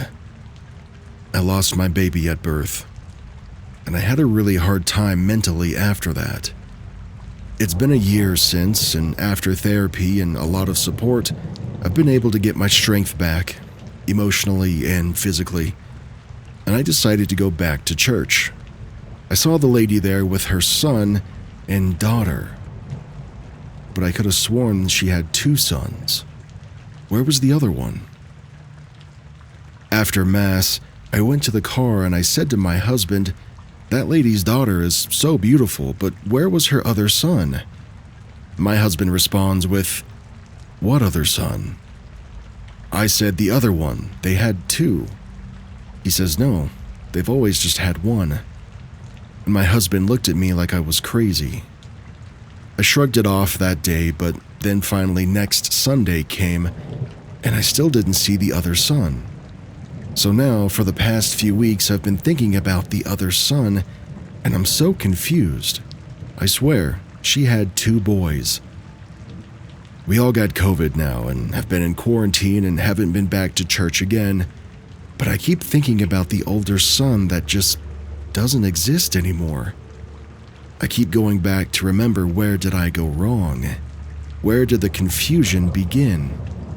But I swear, I saw them all the time.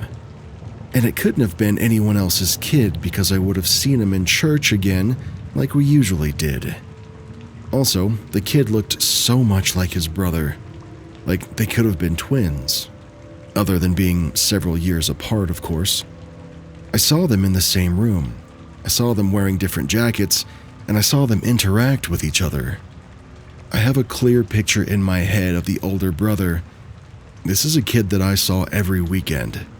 How could I forget how he looked? I feel like I'm crazy, and I'm not making this up. There's nothing that I would benefit from out of posting this here, other than people are probably going to say that I have some sort of mental issue, or I need to check my carbon monoxide detector. Nothing like this has ever happened to me before, and I don't know what to do.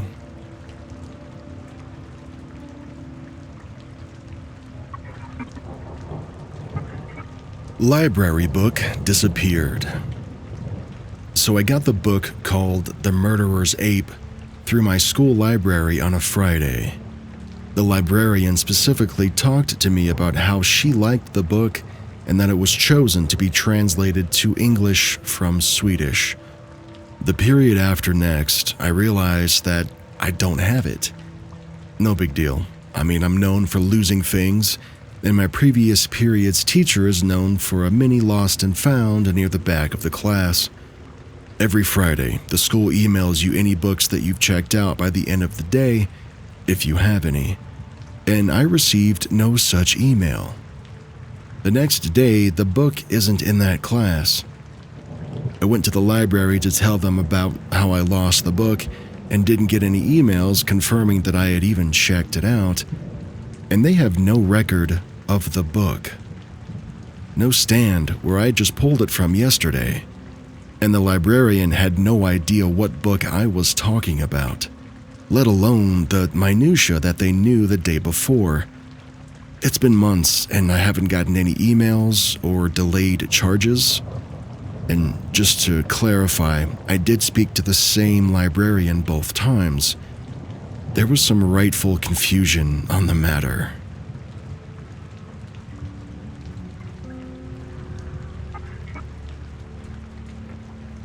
My dog just disappeared into thin air and then waltzed into the living room like nothing happened. I live in a smarely fall town. I live in a fairly small townhouse with my 2 dogs, Mom and my daughter, and our Chihuahua mixes, They're about 10 pounds each, along with my cat, Kiki, and the guinea pig, who's named Ghost. I'd been chilling on my phone on the couch with Mama Dog and realized that it was 1 a.m. So I called my other dog, named Beefy, for bedtime. No response from Beefy, which was slightly unusual because bedtime is their favorite part of the day.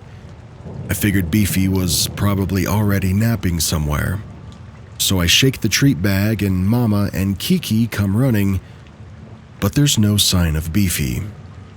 This really worried me because my house is small and super open concept, so she would have been able to hear it and come running from anywhere.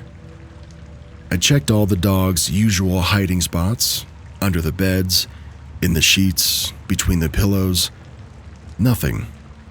I checked every room top to bottom, looking under all the furniture and calling for treats, hoping that she'd crawl out from under somewhere, but she never did. The last time that I had opened any doors was when I had brought them both back in from a walk, so there was no way that she could have been outside, but I checked anyway. Still nothing. I tore the house apart looking for her and she was nowhere to be found. Mama picked up on the fact that her daughter was nowhere and was starting to frantically sniff and go between rooms looking for her. Even she tried all of their usual hiding spots and she couldn't rouse Beefy at all. She was as worried as I was and continued to frantically search all the rooms. Beefy is also a very emotionally aware dog. If she could sense that I was upset, then she would be there instantly to come sit on my lap and snuggle and calm me down. And the fact that she wasn't coming when I was frantic was what really sent me over the edge. Wherever she was, it wasn't an earshot of me. By this point, I was totally freaking out, and I texted my dad to help me search the neighborhood since it was late and I live in kind of a rough area. I figured I'd make another round upstairs, and while I did, he texted me that he was on the way. Me and Mama looked yet again, and when I paused to text my dad back, I heard Beefy's collar clink like she was walking somewhere close. I look over the banister and there she was, in the living room, happy as a clam with her tail wagging.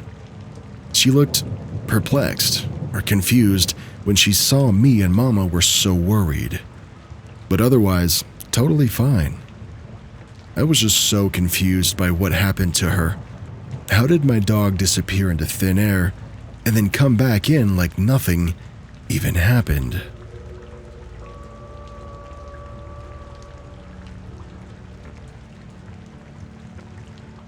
Possible glitch?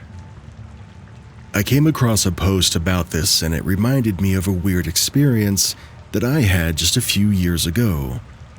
I was at work and my boss came up to me and said someone found your card in the parking lot. He then handed me my debit card. I was confused because I put my debit card in a very specific spot in my wallet so that it won't fall out, and my card is the only thing that's in that pocket. I go to put it back in, and my card was already there. I never ordered a second card, and I called my bank about it, and they said that they never sent a second card. But both of the cards had identical expiration dates and security numbers, and no money was ever missing from any of my accounts. At the time, I was confused, and I put the duplicate card in my wallet and forgot it until tonight. They're both expired now, but I keep them because of how strange this was. That, and I never clear out my wallet. So maybe it was a glitch, or maybe it was some other random event.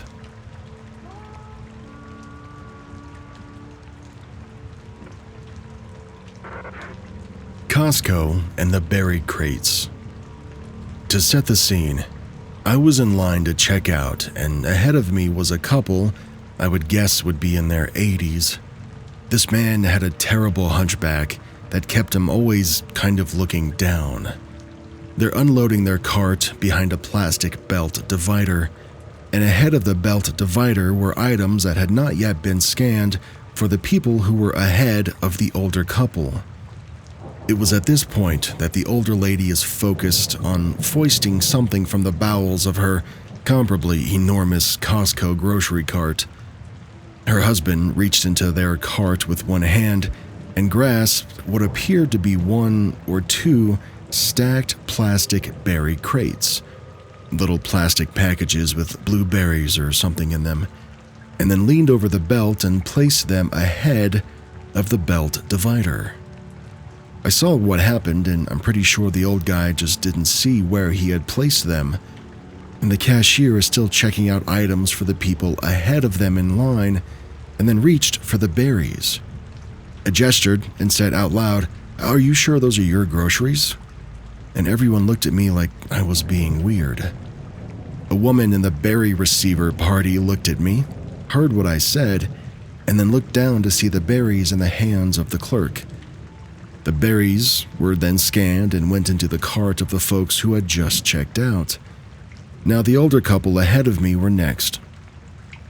I came alongside the older couple again as there were 2 receipt verification lines, and I asked the older lady, I said, "Didn't you have some berries or something like that?"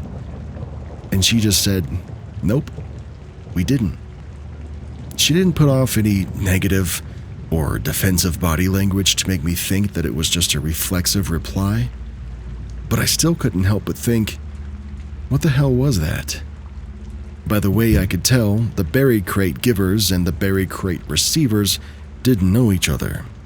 With my 2 eyes, I saw the older guy take them from his wife and their cart, and then I saw the people ahead of them pay for the berries and leave with them.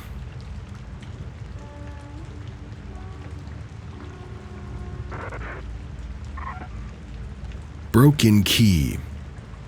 When moving into our new apartment, my 2 other roommates and I were only given 1 set of keys. I took on the responsibility of having them copied. Admittedly, I have had a history of losing my keys before, so when copying them, I picked up the sparkly bright green option to increase the visibility when I'm looking for them. I made 2 copies of those keys.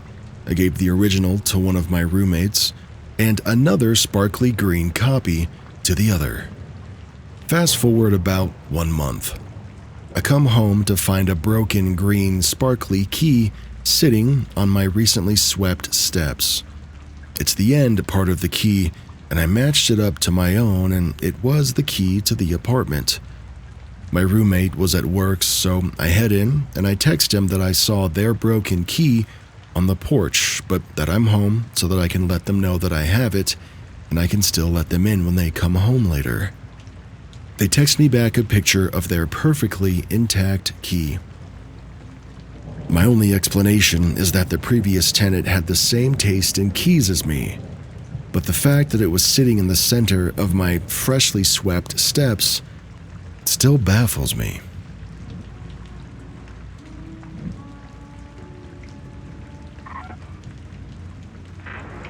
My dog had a hand/paw hybrid. My dog is pretty smart. She knows how to push open doors with her muzzle. She knows a lot of commands, even though she's never been professionally trained. My dog is a mix of a Newfoundland and a lab. About 10 years ago, when she was 2, I brought her into the house to wash her. She loves the water, but doesn't like baths for some reason. I started running somewhat warm water into the bathtub to bathe her. I left to get the special dog shampoo, and she'll cooperate with me long enough to bathe her. I walked back into the room to find her paw wrapped around the dial that controls the water. She literally turned the hot water off. Then she put her paw on the other dial and turned that water off completely. She seemingly had some sort of paw/hand hybrid, as she was able to grip the dial. I was shocked and I called out to her. She turned around and looked at me and then laid down as if she didn't want me to see her doing that. She hasn't done anything like that since, at least not when other people are around. and after much closer inspection, she has normal paws that shouldn't be able to grip things like we can.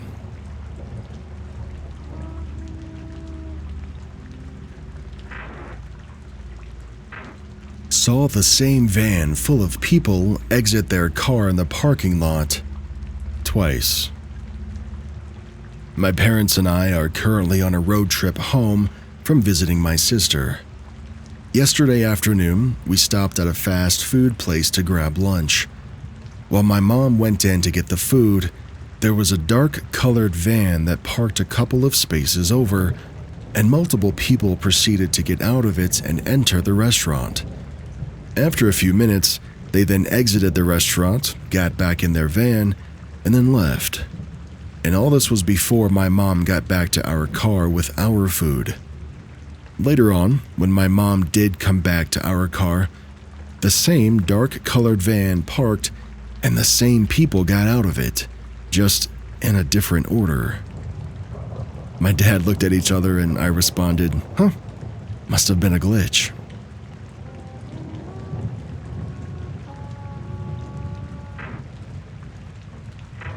Mysterious cutting board. So, I finally have my own glitch that I was able to verify with my partner. We moved into a new place about a month ago, and tonight we found a new cutting board in with all of our old cutting boards. We both assumed that the other had bought it. We each have a bunch of Amazon stuff coming in. I finally asked about it, like when or why they even got a new cutting board, and he looked at me and said, "I thought you bought it." We talked and quickly realized that neither of us had bought one, and we had no freaking clue where this one came from. But it looks brand new, and it's a good size, and it's honestly better than our older ones. Also, note, we keep our cutting boards in a specific narrow lower cabinet in the kitchen, and there was absolutely no cutting boards left in our place when we moved in. Neither of us had ever seen this one before today. Somebody in the comments adds, "Turns out neither of us did in this dimension. However, in a nearby dimension, you're wondering where the hell your new cutting board went."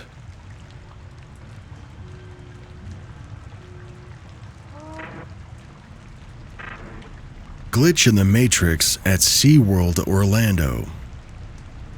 My husband and I experienced what we think could only be explained as a glitch in the Matrix at SeaWorld Orlando on Saturday night, that's November 30th of 2024, around 8 p.m. Eastern Time. It has both of us questioning our reality. For some context, in case you are unfamiliar with the locker system at SeaWorld, the park has lockers that you can rent to store your belongings while on various rides, and you create a 4-digit code to open your assigned locker number that's printed on your receipts so that only you should be able to reopen the locker assigned to you once you're done riding. It's worth noting that these lockers aren't otherwise accessible by park guests or employees since they remain locked even when unassigned and can only be opened from the front using your code until the rental expires. Also, if you rent a transferable locker pass for the entire day, like we did, you can press a button to end the rental on your locker that you just finished using so that you can transfer your rental to another locker for the next ride. After riding many rides throughout the day using different lockers and ending the night with one of our favorite rides called Pipeline, we gathered all of our belongings from the locker, or at least we thought we did, before we exited the park and walked halfway through the parking lot when my husband suddenly realized that he didn't have his phone. Even though we had been diligent about not leaving anything behind in lockers all day, we thought since it was dark and we were tired, it must have been accidentally left in the locker that we last used. So we ran back to the park entrance and returned to Pipeline as fast as we could. Now here's where reality seemed to glitch.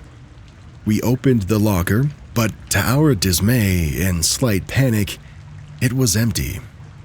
We both swept our hands all around the inside of the locker and didn't feel anything, so I turned on my phone's flashlight, illuminating the inside of the black metal locker entirely, but could see nothing except for the same white sticker that's in each locker, which was fully visible. We shut the locker door and I immediately called his phone, although it was on vibrate in case it was in his backpack or his pockets without us realizing, but he felt nothing and we heard nothing vibrating from inside the locker, even though it seemed clear after our first check that it wasn't inside. We opened the locker a second time and we did the same checks as before, sweeping our hands all around, shining my flashlight, calling his phone, just to make sure that we weren't somehow mistaken the first time. But it was still empty. We briefly discussed going to look for his phone in the locker for the ride that we did before Pipeline, which was a ride called Kraken that was practically on the other side of the park, when it occurred to my husband that he had already ended the locker rental at Kraken, and the only way that we could reopen it without help from park security would be to randomly be assigned the same locker number as before. We were still standing in front of our locker at Pipeline when my increasingly panicked husband decided to open it for a third time, despite us logically knowing there was no way his phone would be in there. But, to both of our disbeliefs, there it was. His phone was lying face down and sideways at the front of the locker, almost directly on top of the white sticker that was now mostly covered by his phone. Yet, the sticker had been fully visible before both times that we checked, and we had both physically felt and seen every square inch inside of the locker the first 2 times we looked. We left the park feeling incredibly perplexed, and I would really love to know if this has happened to you or what you may think happened.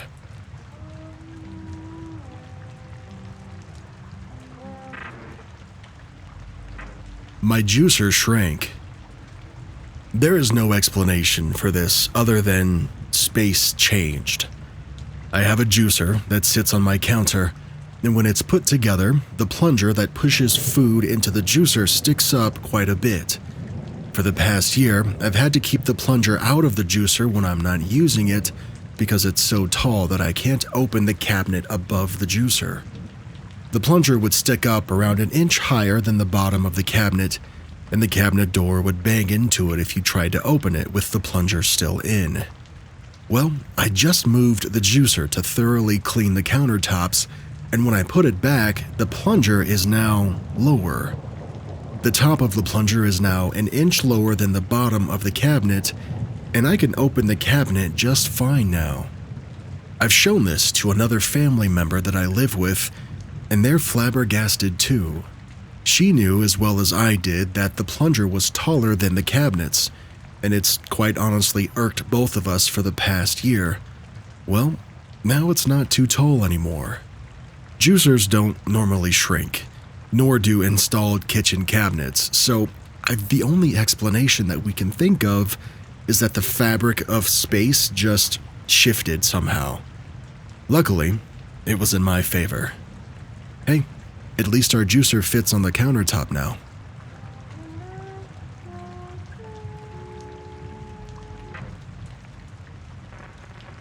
Car just vanished. Any ideas? For some context, I'm a dog walker living on the west coast of Scotland. It was a rainy, miserable day sometime in August, and I had about 5 dogs in my van to take on a group walk. And as it was rainy, I decided to take them to the beach, as it would likely be empty on such a shitty day. As I turned off onto the quarter-mile track leading down to the beach, I caught up with another car that was driving down there as well.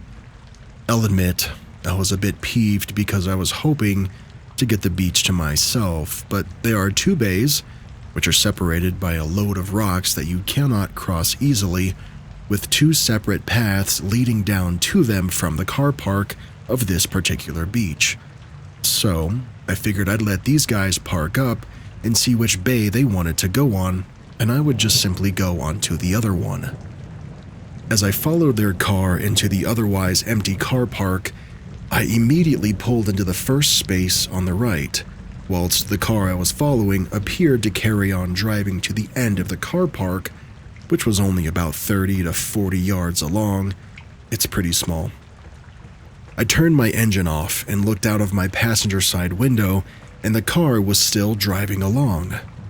I gave it a minute and leaned over to look out the window again, and the car was just inching forwards, as if it was finally about to stop.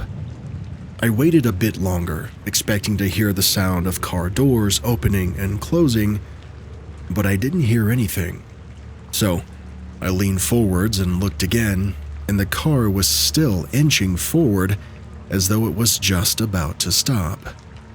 It had seemed to be just about to stop for forever at this point, but it didn't strike me as odd.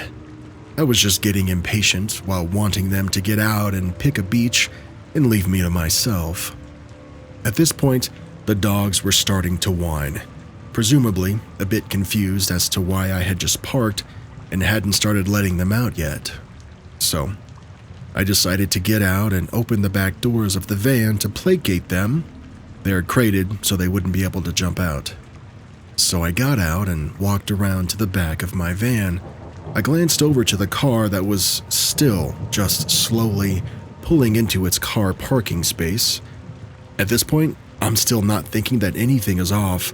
My only thought was that this was the slowest driver in the world, and I'm getting a bit impatient, and I just want to get on as I have kind of a busy day ahead of me.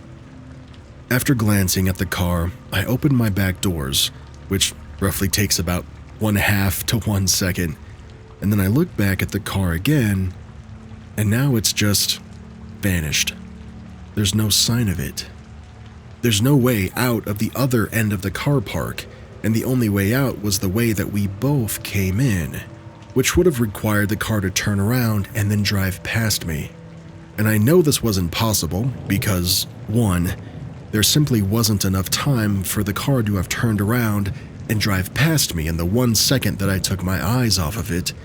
2, I would have definitely heard it do so, as it would have been driving along the track about 1 meter behind me.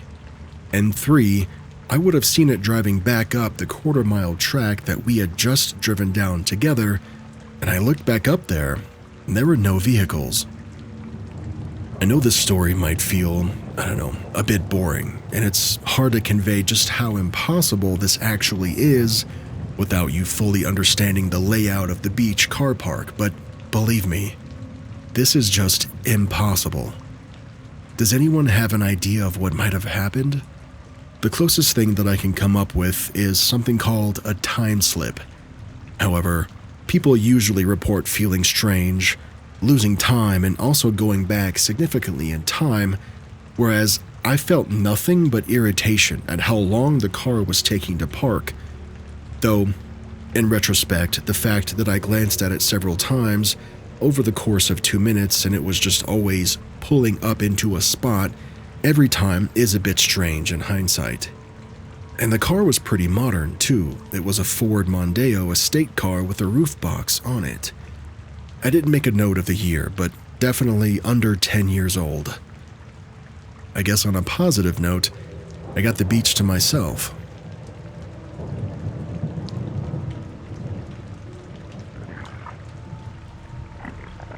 I encountered the same family trio on my way to work out twice.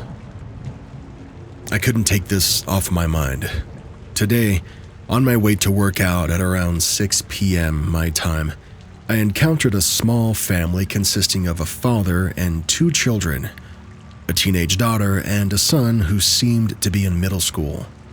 I saw this family 2 times.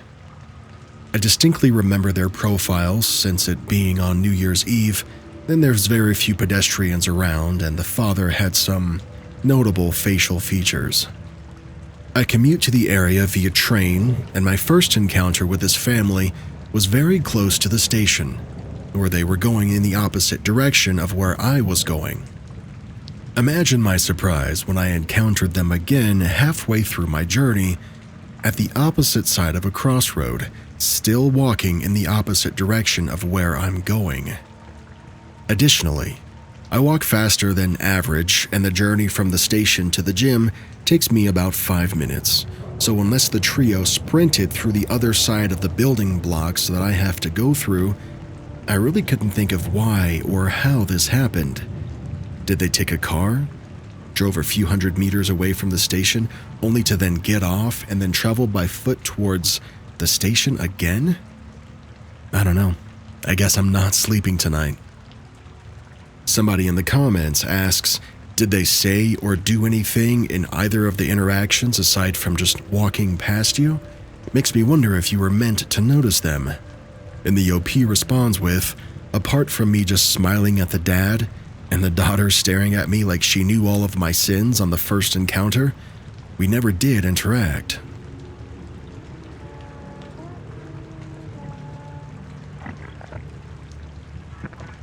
Cat upstairs appears downstairs.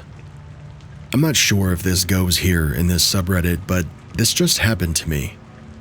My cat is being really playful and hyperactive for some reason, just running around, meowing loudly, hissing sometimes, and then playing with whatever is on the floor. She's also been running up and down the stairs for no reason. I've been watching her while I relax on the couch because it's really not like her to be this hyper. So, I have my eyes on her, doing all these shenanigans, and I watch her race up the stairs. She has long claws, so when she runs, either up or down, you'll hear the claws on the carpet every single time. I watch her go upstairs, meowing loudly, and then she just stops. I haven't taken my eyes off the top of the stairs, and I can't see her from where I am, but I know she ran up there because I heard her claws tear the carpet up on her way up, and I watched her do it myself.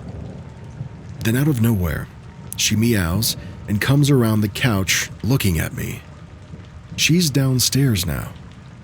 I have no idea how she did that or what happened, but I kept my eyes on the top of the stairs and I didn't look away because I was waiting for her to come back down. There's no other way to appear where she did without coming down the stairs first. And even if I did happen to look away, I still would have heard her claws on each step, which I didn't. It's silent in my house, so it's not like any music that I was listening to would have covered the sound. And I'm just super tripped out. This isn't the first time that one of our cats that we've brought upstairs have magically appeared downstairs though. When I was little, I was told by my parents to bring Lotus, which was a different cat, upstairs.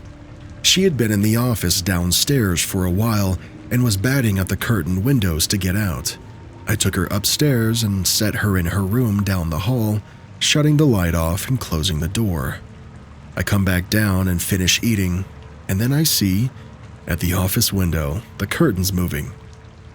My entire family stops and stares because they had seen me carry her up. My dad opens the door, and Lotus walks out. I remember running upstairs because I did lock her up, but the door down the hall is wide open and the light is on, which, I might add, wasn't like that at all even before I put Lotus up there. We keep the doors closed and the lights off at all times, so even if I imagined taking the cat up, the door and the light would still be closed and off. It absolutely baffled my family, and I still think about it to this day. I don't know if this is the same sort of thing just happening again, but I definitely feel some sort of glitch. What are your thoughts?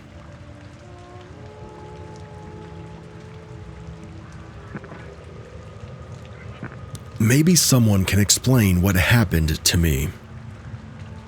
This happened a few years ago when I was in high school, and for some context, I was at a boarding school. Classes would finish at 3 o'clock every day, and on certain days we would have mandatory extracurriculars, but on this specific day I did not. So, I decided to head back to my dorm, and I stayed in my dorm from about 3 o'clock until 9 o'clock that night, and occasionally went to the bathroom, the bathroom was directly in front of my dorm room, and I didn't go anywhere else in the house. We called them houses, but they weren't actually houses. They were just dorm buildings. When I went to the bathrooms, I was the only one there. I went back into my room and chilled until about 9:30. At my boarding school, we had something called sign-in. It's basically a mandatory sign-in to make sure that everyone is accounted for, and it starts from about 9 or 10 o'clock at night. So I head out of my room to go sign in, and in the hallway outside my room, I see a friend, and I decide to chat with her for a while in front of her door. While we were chatting, I saw another girl who was in my house walk through some doors that opened to the hallway that I was in. She passes me heading to the bathroom. Now, mind you, while she was walking, for some reason, I was watching her the entire time.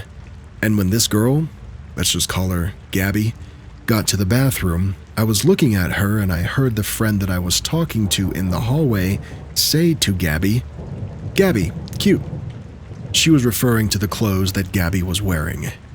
Gabby then replied, "Thanks," did a little leg kick and entered the bathroom. Now, not even 5 minutes later, I see Gabby once again enter through the same doors, pass me again through the hallway, and head back to the bathrooms that she was just in.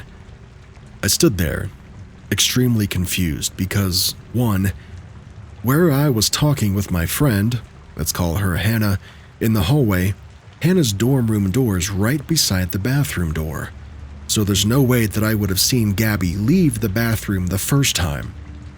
And two, the bathroom has no other exit other than the entrance, so there's no way that Gabby could have exited and come back through another door.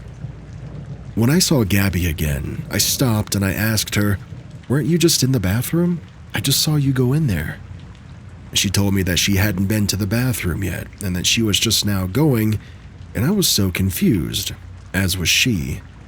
I started to think that somehow Gabby and Hannah managed to prank me or something, but when I asked them both about it and what I heard them say and do, they told me that this event never happened, and they were extremely confused as to what I was even talking about. Anyway, Gabby headed into the bathroom, and that was the end of it. But now I have questions. Like, what did I just experience? During the time that I was seeing this, I guess, fake Gabby, what was I doing? And how did I see this fake Gabby with exactly what the real Gabby was wearing when I hadn't seen anyone since 3 p.m.? Sorry that this is so much, but any theories would be appreciated.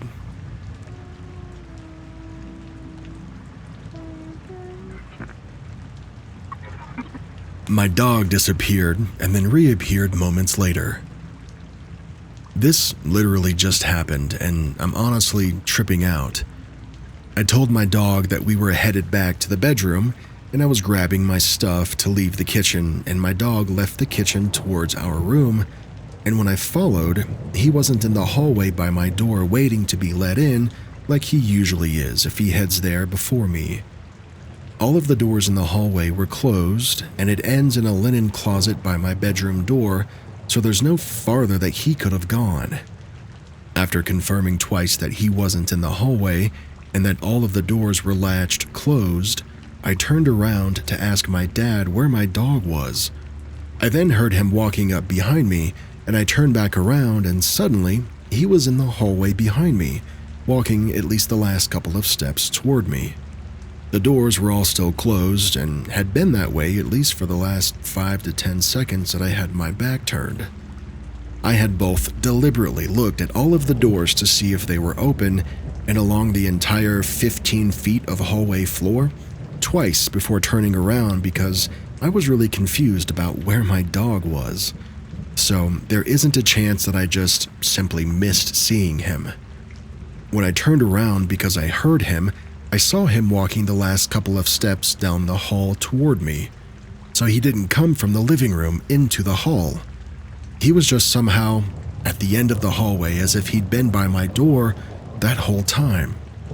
Now, I should state that he cannot open doors, and while he has accidentally closed doors before, It's by pushing them shut to get to something behind them, so he wouldn't have been able to close the door from the hallway because they're all pull closes from that direction.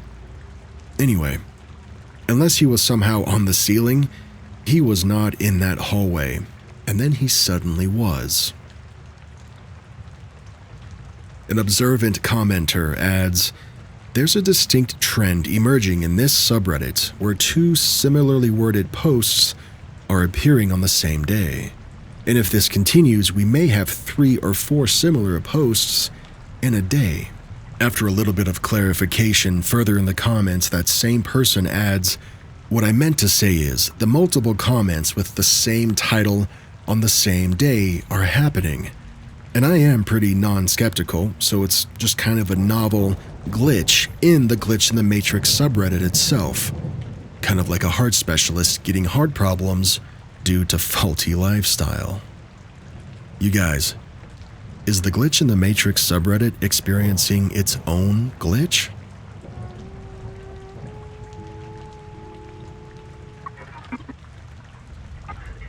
How did he get home? Earlier this week, I had my first glitch in the Matrix. It was about 5 in the afternoon, and I expected my boyfriend to be home from work any minute. I decided to walk to the mailbox to check for mail, and I fully expected to see him driving home from work along the way. We have a large communal box up the street from the house. Now, where we live is only accessible by one road, the road that the mailboxes are on. This road leads to a quarter-mile loop where our house is located. I can see our house from the mailbox. When I had left the house, no one but our 2 dogs and our 1 cat was inside. This is where it gets interesting. I noticed 2 neighbors drive by while I was headed to the mailbox, both in black cars. On the way back to the house, I saw a woman jogging. It's nothing out of the ordinary, until I get to my front door and it's locked. But I didn't lock the door. Why would I lock the door when I can see the house and I'm only a short walk away? Thankfully, I have my keys since I needed those to get into the mailbox. As I open the door, my boyfriend comes around the corner and says, "Oh, there you are. Where were you?" I stop in the doorway and say, "How the hell did you get home, and where's your car?" As I walk back outside to see his red car in the driveway. It hadn't been there seconds before. When I got back to the house, I would have noticed, and I would have seen him drive by. There's no other way to get to our house than to drive past the mailboxes that I was at. At first, he was kind of laughing and thought that I was joking with him, but as I kept bringing it up, he showed me a photo that he had taken of the mountains behind the house from up the hill on his drive home. This photo not only has the mountains in the background, but also the mailboxes. And what's missing from the photo? Me checking the mail. If he was a block up the hill, taking a photo down a straight road, and then beats me back to the house from getting mail, how did we not cross paths? As I said before, I can see the house from the mailboxes, so I would have seen him pull into the driveway. It's been about a week, and I'm still trying to wrap my head around what happened or how we both could have missed seeing each other. Our cat was acting a little weird for the rest of that evening and wasn't being quite as affectionate with me as he usually is. But by the following day, him and I were back to being besties. I can sort of justify the cat's weird behavior as just feeding off of my strange energy from what had just happened. But, you know, if one animal was to be aware that I'm actually from another timeline, I think it would be the cat. There's a comment that says, "Is there an angle that you guys could have walked and been blocked from the view of the camera by the mailbox being in between you guys?" The OP responds with, "There's a chance that I could have been blocked by a house on the corner, but if that were the case, I would have seen his car pull up the hill as soon as I got to the road where the mailboxes are." I would have been walking towards him at that point, and if I were headed back to the house when the photo was taken, he couldn't have beat me home. I even checked the timestamp on his photo in case he somehow had one prepared for something like this, but it was legit. He sent his buddies back home out of state a picture of the mountains right before I got back from the mailboxes. I truly cannot explain it.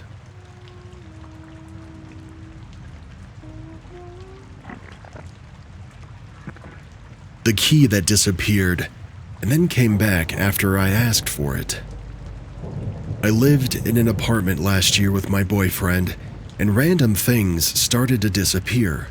Like, really random things. Maybe a tool, or a small bunch of hair ties on a table, or my iPad, which was the biggest one.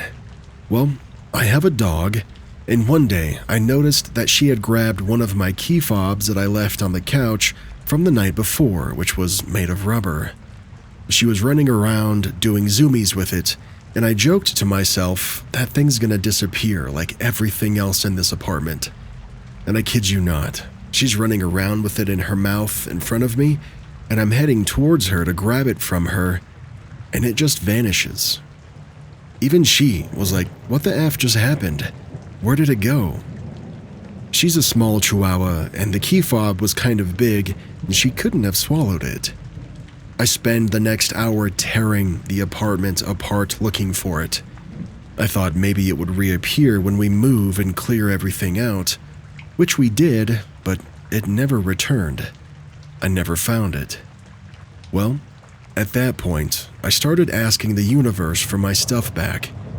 And here's where it gets even crazier. My boyfriend and I took a trip to San Diego, and we pack everything in the truck bed and we drive down. We didn't touch the back seats of the truck or go back there at all, and this is important to note. We get into the hotel and my boyfriend goes, "My key is gone." And I'm like, "Well, which key?" And he says it's the key to his work. He's like, "I've never taken it off my key ring and I actually need it. So did it fall off the key ring?" Which really could never happen. It's one of those strong ones that you have to use pliers to get your keys off. And I'm like, damn, well that ghost/entity again is taking our stuff. So we spend the next hour of our trip again looking through all of our luggage. The truck, under the seats, the back seat, every console, and nothing. So I say, universe, can we please have our stuff back? My boyfriend is sitting there, just frustrated, and I tell him to check one more time.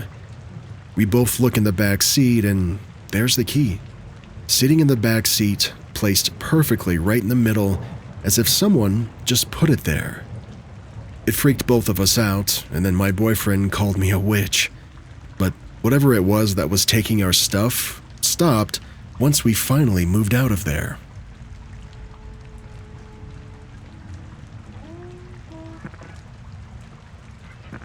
My car drove itself. Contrary to the title, this car was not a Tesla or any other car with self-driving capabilities. It's a 2012 Toyota Prius. This happened 3 months ago, and I still haven't been able to come up with a rational explanation, other than it just being a straight-up glitch. It was a week before my brother's wedding, so I was staying with my parents to help them prep.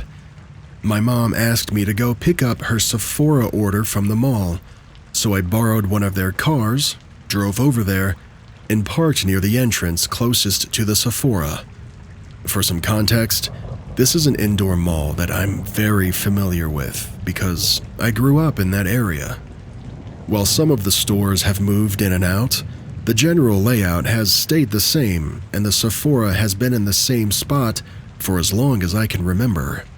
You go through the side entrance, up the escalator, make a left, and it's the third store on your right.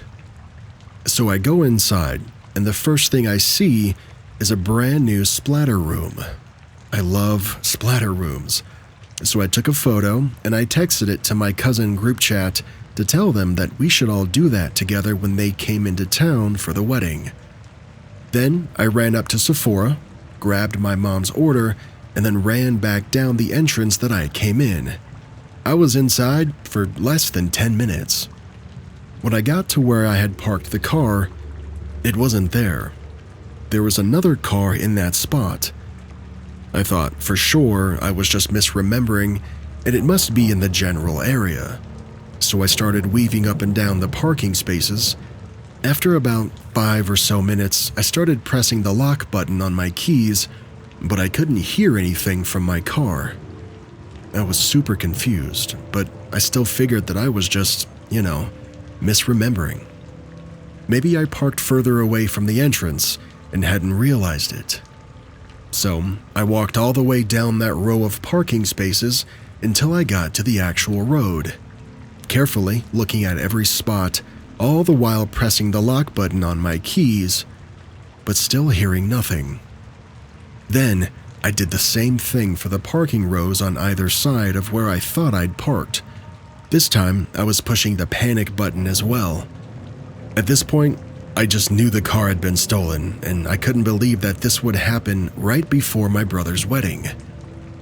I called my mom, and I had explained what had happened to her. The whole time she was on the phone, I was walking up and down different parking rows, still looking for the car, hoping to God that I had just missed it. I knew I had to go inside and ask security if they had any camera footage, and then report the car as stolen, but also, I'm brown and have had bad cop experiences before. So I thought that I would walk all the way around the mall just once and then report the car. I was still rapidly pushing the lock and panic buttons, trying to breathe deeply and not freak out. When I got to the other side of the mall, a completely different entrance than the one that I had come out of like 40 minutes earlier, that's when I heard the car. It was there, and it was just parked, only not where I had left it. I wanted so badly to believe that I just forgot where I parked. I tried telling myself that I was just stressed with wedding preparations, but I had the text that I'd sent to my cousins about the splatter room with a photograph, and 2 of them even replied to it. I know that I went in through that entrance. If I had parked on the opposite side of the mall, I would have had to walk all the way around to get to that entrance, which was ridiculous. It still creeps me out just thinking about it.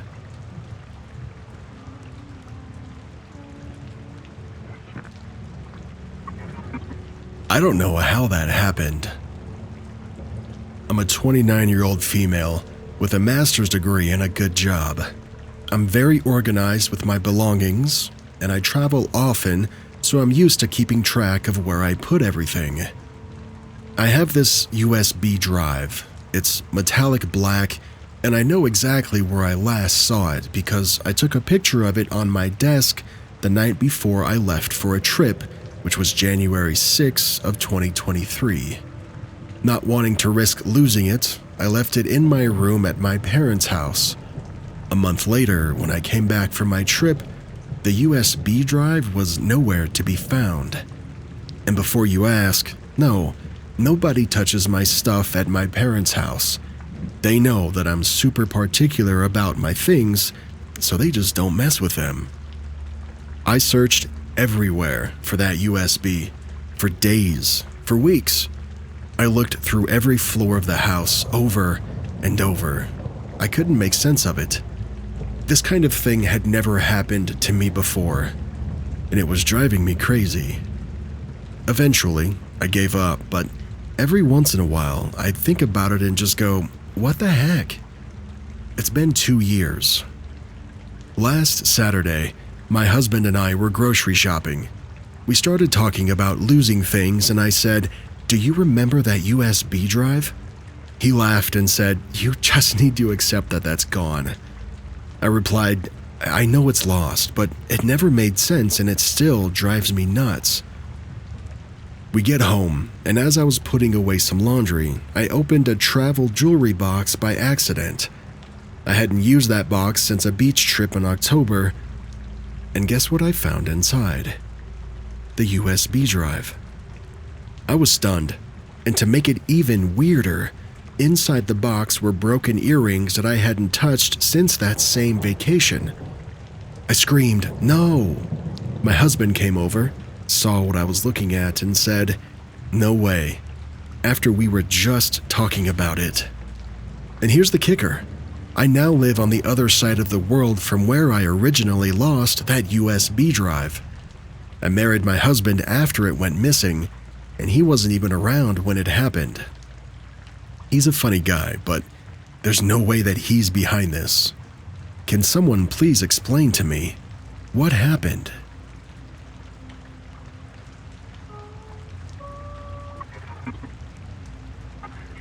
I stepped back in time for a few minutes. I love abandoned places. I always have.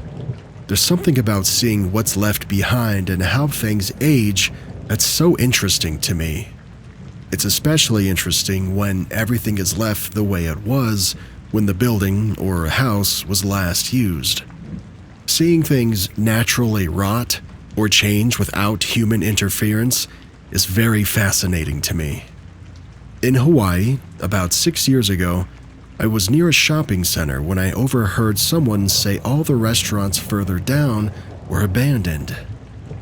I decided to go check out the abandoned restaurants down the road, and I saw an outdoor restaurant first. It had clearly been abandoned for many, many years. Not much had been left behind, so I went to the next one. The next one was a buffet that had everything left behind, but it was very clearly abandoned too, and had been abandoned for many years at that. The ceiling fans were in bad shape. Thick dust covered everything inside, and a sign on the door read, "Condemned."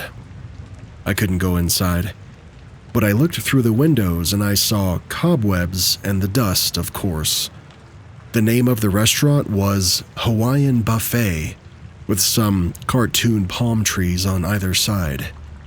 Lastly, there was an abandoned subway that had pretty much been gutted.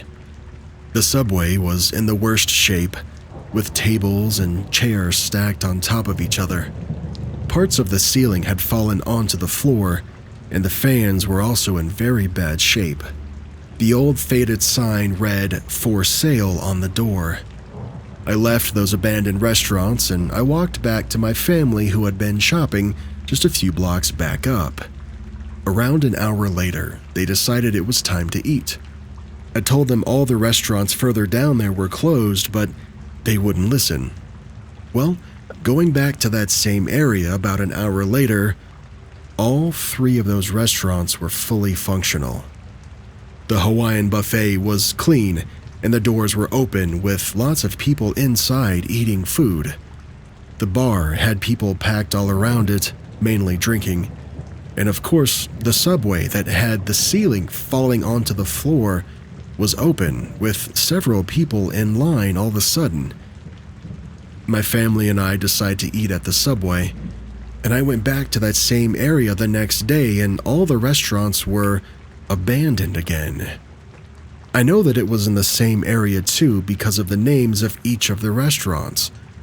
My family just assumed all the abandoned restaurants that I was talking about was several more blocks down, but it wasn't. I went back to that spot in 2022, and all the restaurants were still abandoned and in slightly even worse shape than before.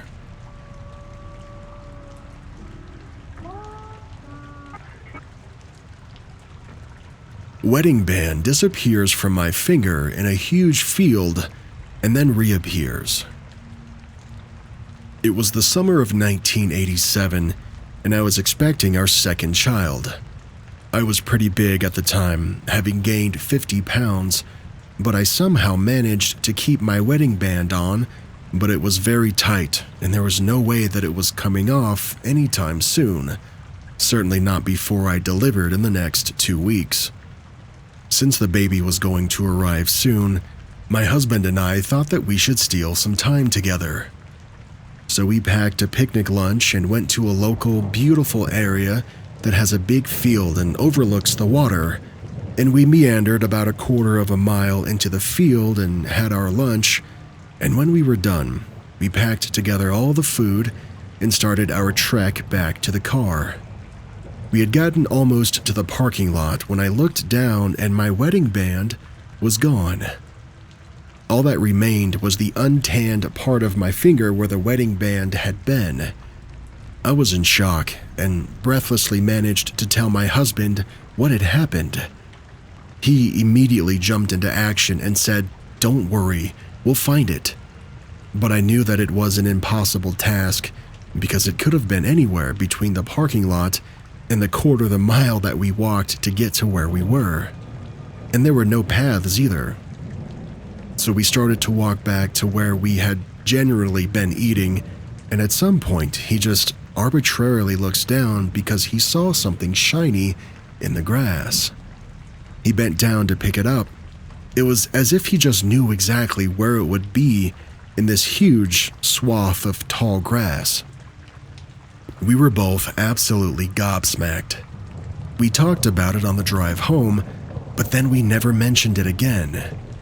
Strangely enough, I think that it had been so upsetting for both of us that we didn't want to revisit the incident, even though it ended well.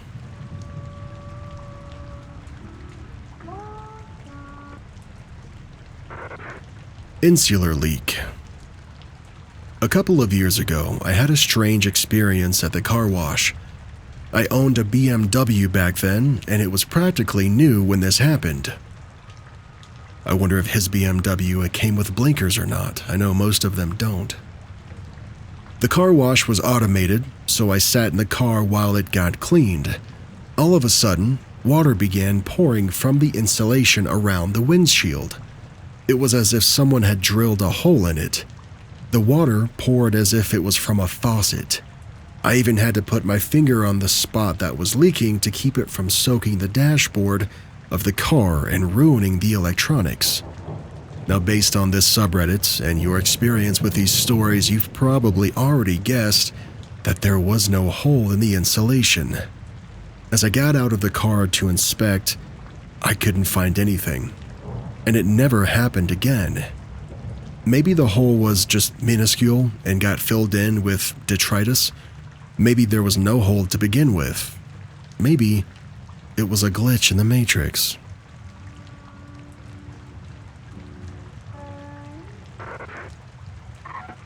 Odd repeat. This happened a few years ago, and I've yet to hear of anyone else experiencing anything similar. I live in a small town with a tiny grocery store and 2 convenience stores, one being famous for their burritos. I went to said store, brought my stuff to the counter, and the guy working rang them up. He told me the total was $9 and some change, so I inserted my card into the card reader.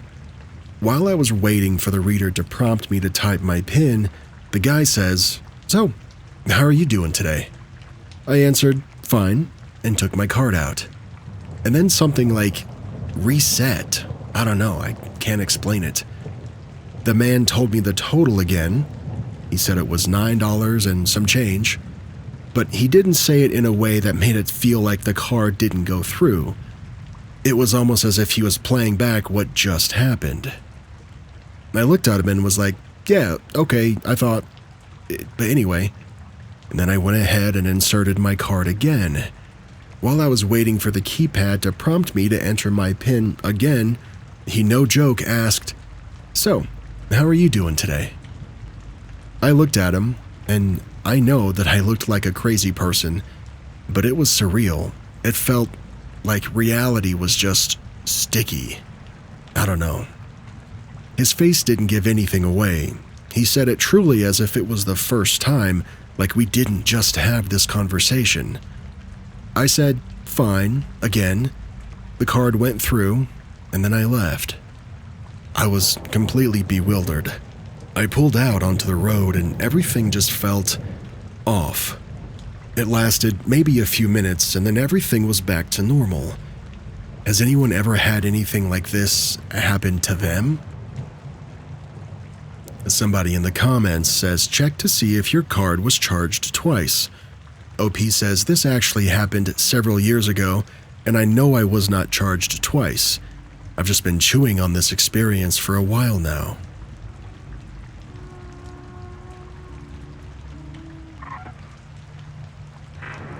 We went from the 4th floor to the 1st floor in one escalator ride.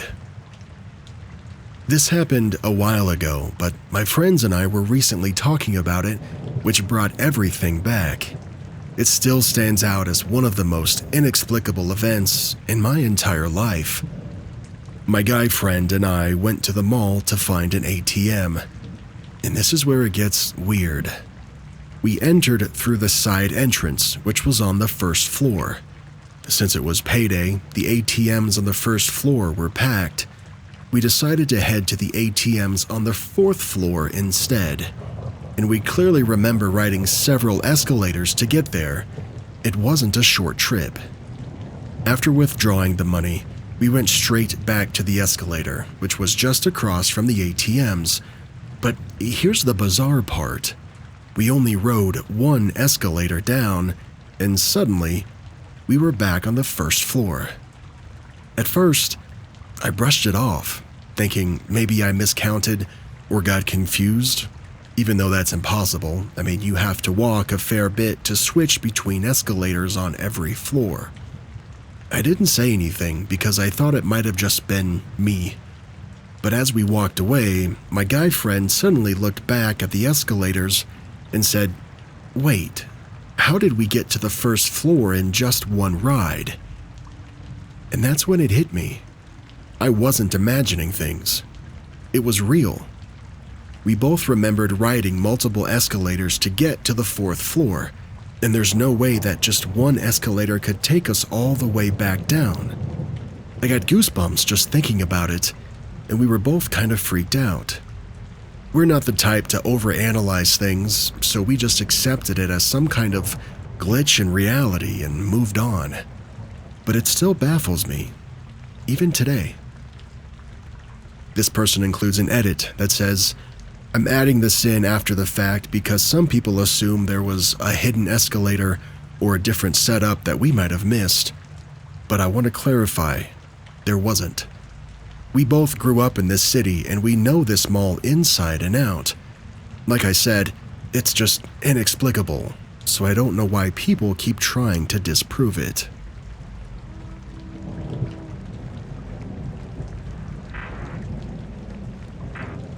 An extra egg in my lunch. I've always loved reading about glitches in the Matrix, and today, I experienced one myself. I live with my aunt and uncle, and last night they made breakfast for dinner and set aside a plate for me. My aunt made 6 hard-boiled eggs. She had 1, and my uncle had 2. They set aside a plate for me in case I was hungry, but I ended up going out for dinner that night. This morning, I had the leftovers for breakfast. There were 3 pancakes, a piece of bacon, and the 3 remaining eggs. I ate 2 of them and the rest of the breakfast, and I threw the 3rd egg in my lunch bag for work. Today, when it was lunchtime, I looked in my bag expecting to see 1 egg from the night before, but there were 2 now. One was definitely the one from breakfast because I poked holes in it because I had to microwave it, and the other had no holes. I've been tracking my meals because I've been going to the gym and I've been trying to stay in a caloric surplus to gain muscle, and I had logged 2 eggs for breakfast and 1 for lunch. My aunt says she only made 6 eggs, and I just must not have eaten the second one this morning, but I had my lunch and my breakfast log for the day already, and I know for a fact that I ate 2, not just 1, because my lunch today was scheduled for 2 p.m., and I wanted to eat a big breakfast to tide me over. Anyway, I've been thinking about this all day. Where did that extra egg come from? You know, after some thought on that, it's probably just the ghosts of Ziz, Rich Piana, and Joe Aesthetics making sure you hit your protein goals for the day. Say thank you and enjoy the gains.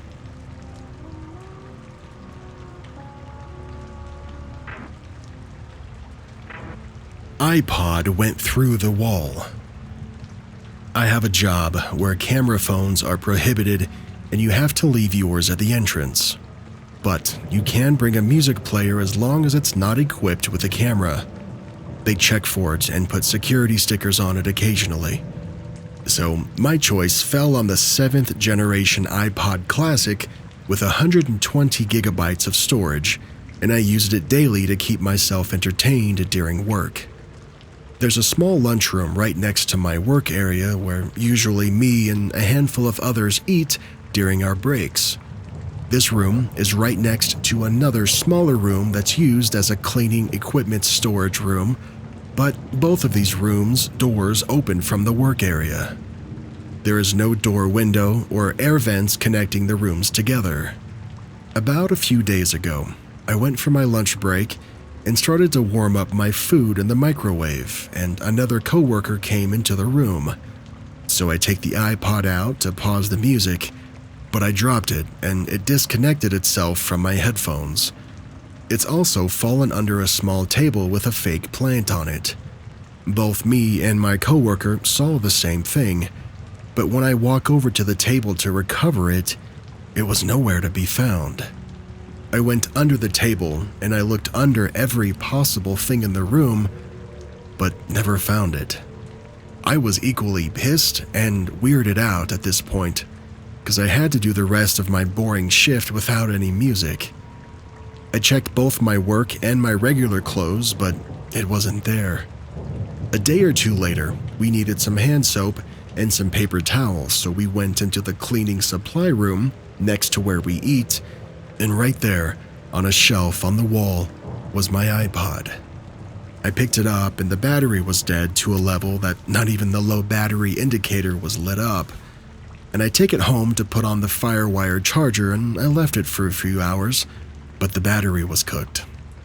I eventually ordered a new iPod and now I listen to that daily. But how did my iPod go from one room on the floor under some fake plants to a shelf on the wall in the next room that hardly anybody ever goes into?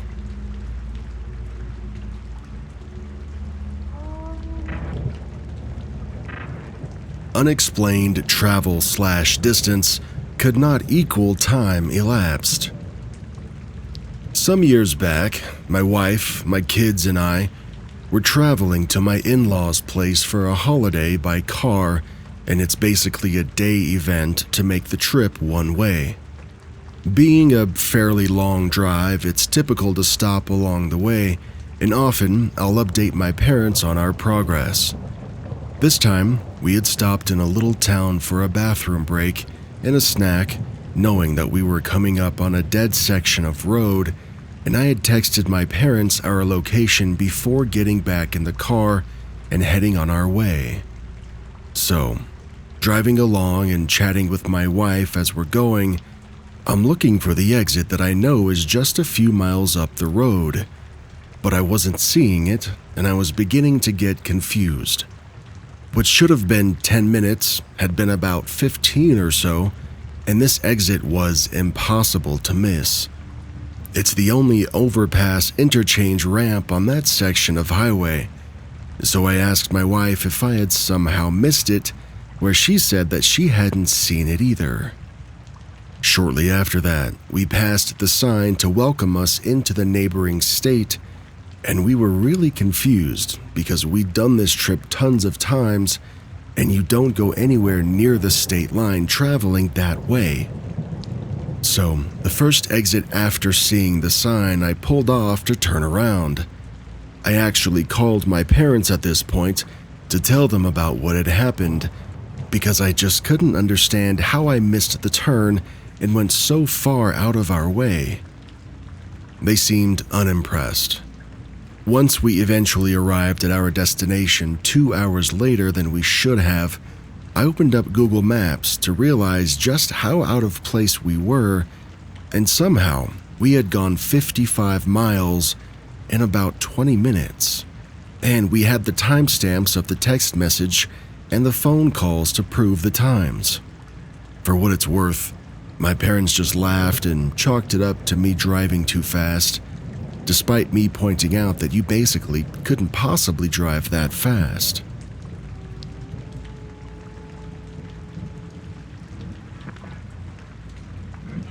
The vanishing colored pencils.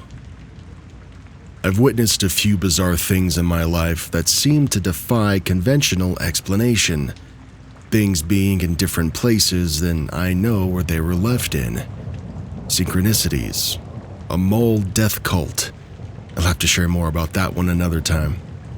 But I was just reminded of the biggest glitch that I've ever witnessed in real time, thanks to the Redditor who posted about their experience with disappearing pizza rolls. From the start of the pandemic until the start of this school year, my kiddo did school online.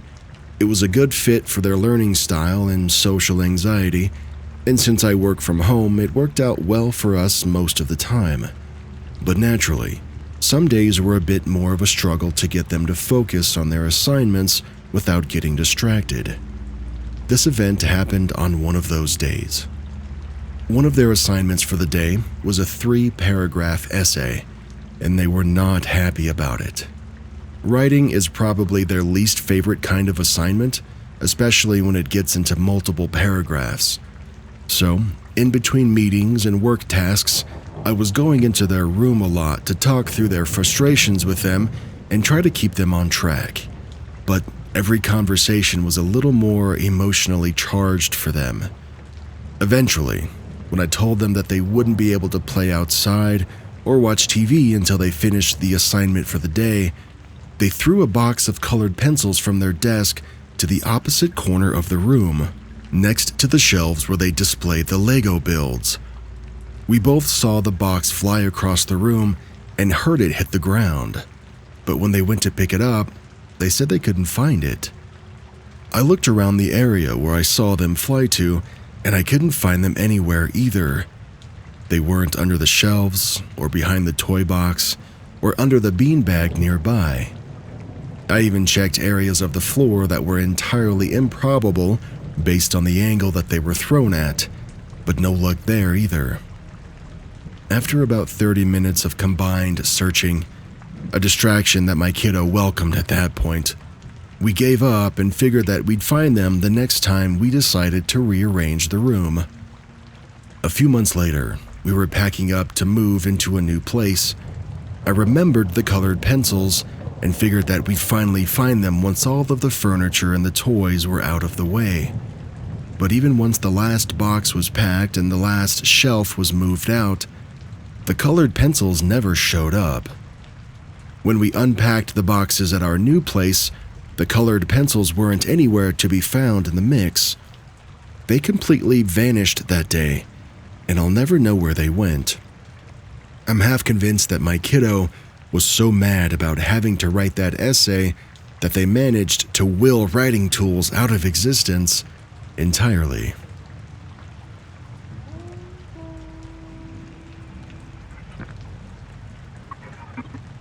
Teleporting debit card.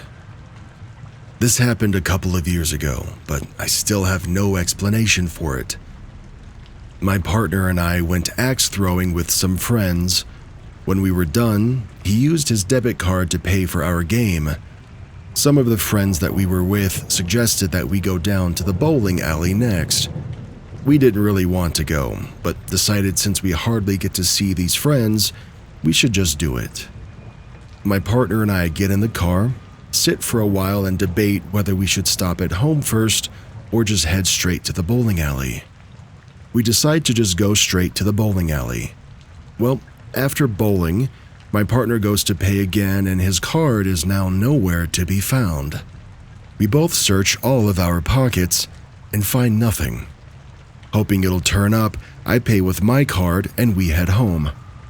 When we return home, my partner goes straight to the bathroom.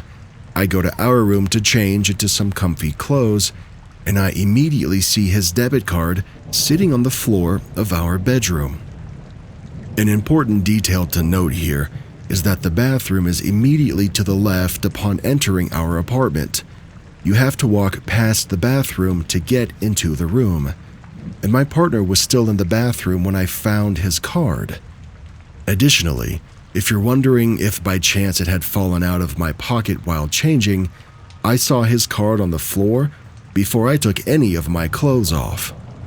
We still have absolutely no explanation for this. Perhaps in a parallel universe we decided to stop home in between axe throwing and bowling and left the card there.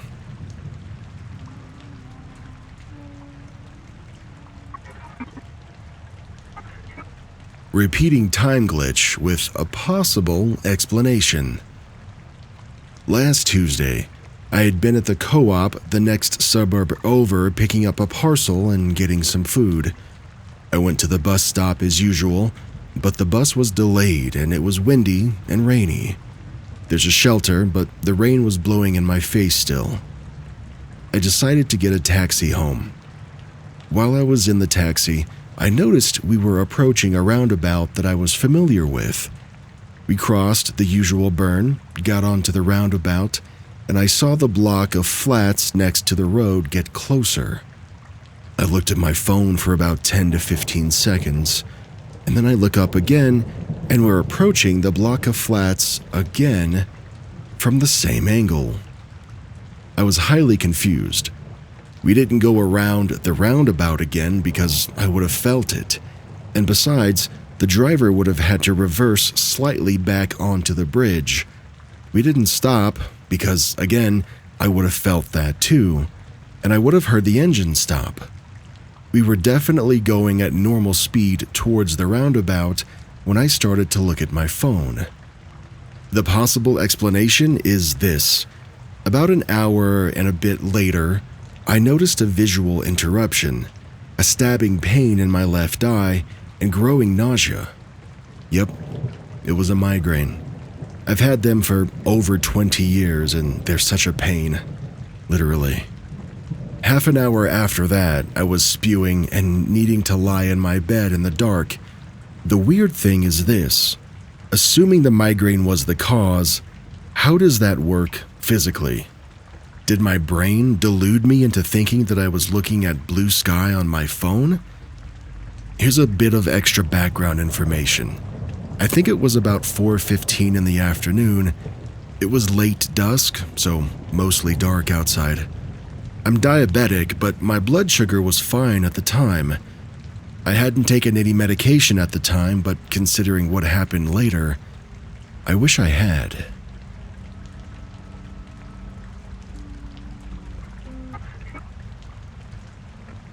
My first glitch in the Matrix experience.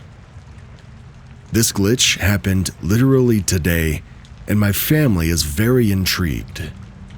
For some context, I'm Brazilian, and here it's very common for houses to have a wood stove, which uses the combustion of wood to generate heat and energy to prepare food.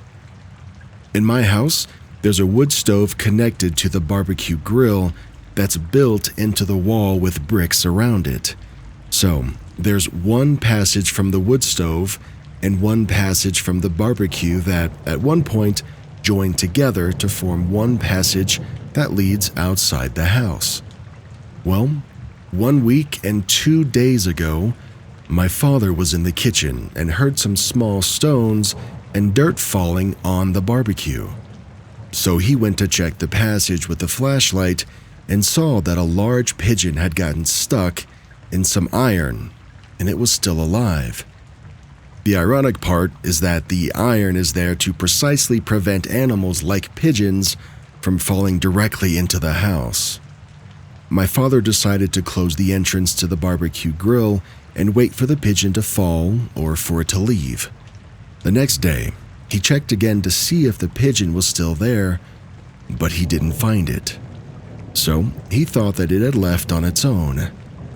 A week later, we started to smell something rotten, and we started to see flies around too. So my father closed the gap again and concluded that the pigeon fell and died in the passageway of the wood stove. He then told me that he was going to call some acquaintances who knew about this to take the pigeon out and clean everything up. Well, 2 days later, which is today, these acquaintances arrived and went back to look and to check the situation. But there was absolutely nothing. The pigeon had disappeared, and the rotten smell was gone too, and all the flies that were there before were now gone. My father and I are completely shocked, and he gave me the idea of posting this story on this particular subreddit because it seems a lot like it was some sort of glitch in the Matrix. Have you ever experienced anything similar? OP includes an edit that says, I forgot to add that my father's acquaintances actually did find 2 pigeon feathers in the passageway of the wood stove, so the pigeon really did exist. And it's also the first time in 7 years that an animal had been trapped in there, so it's not something common that happens.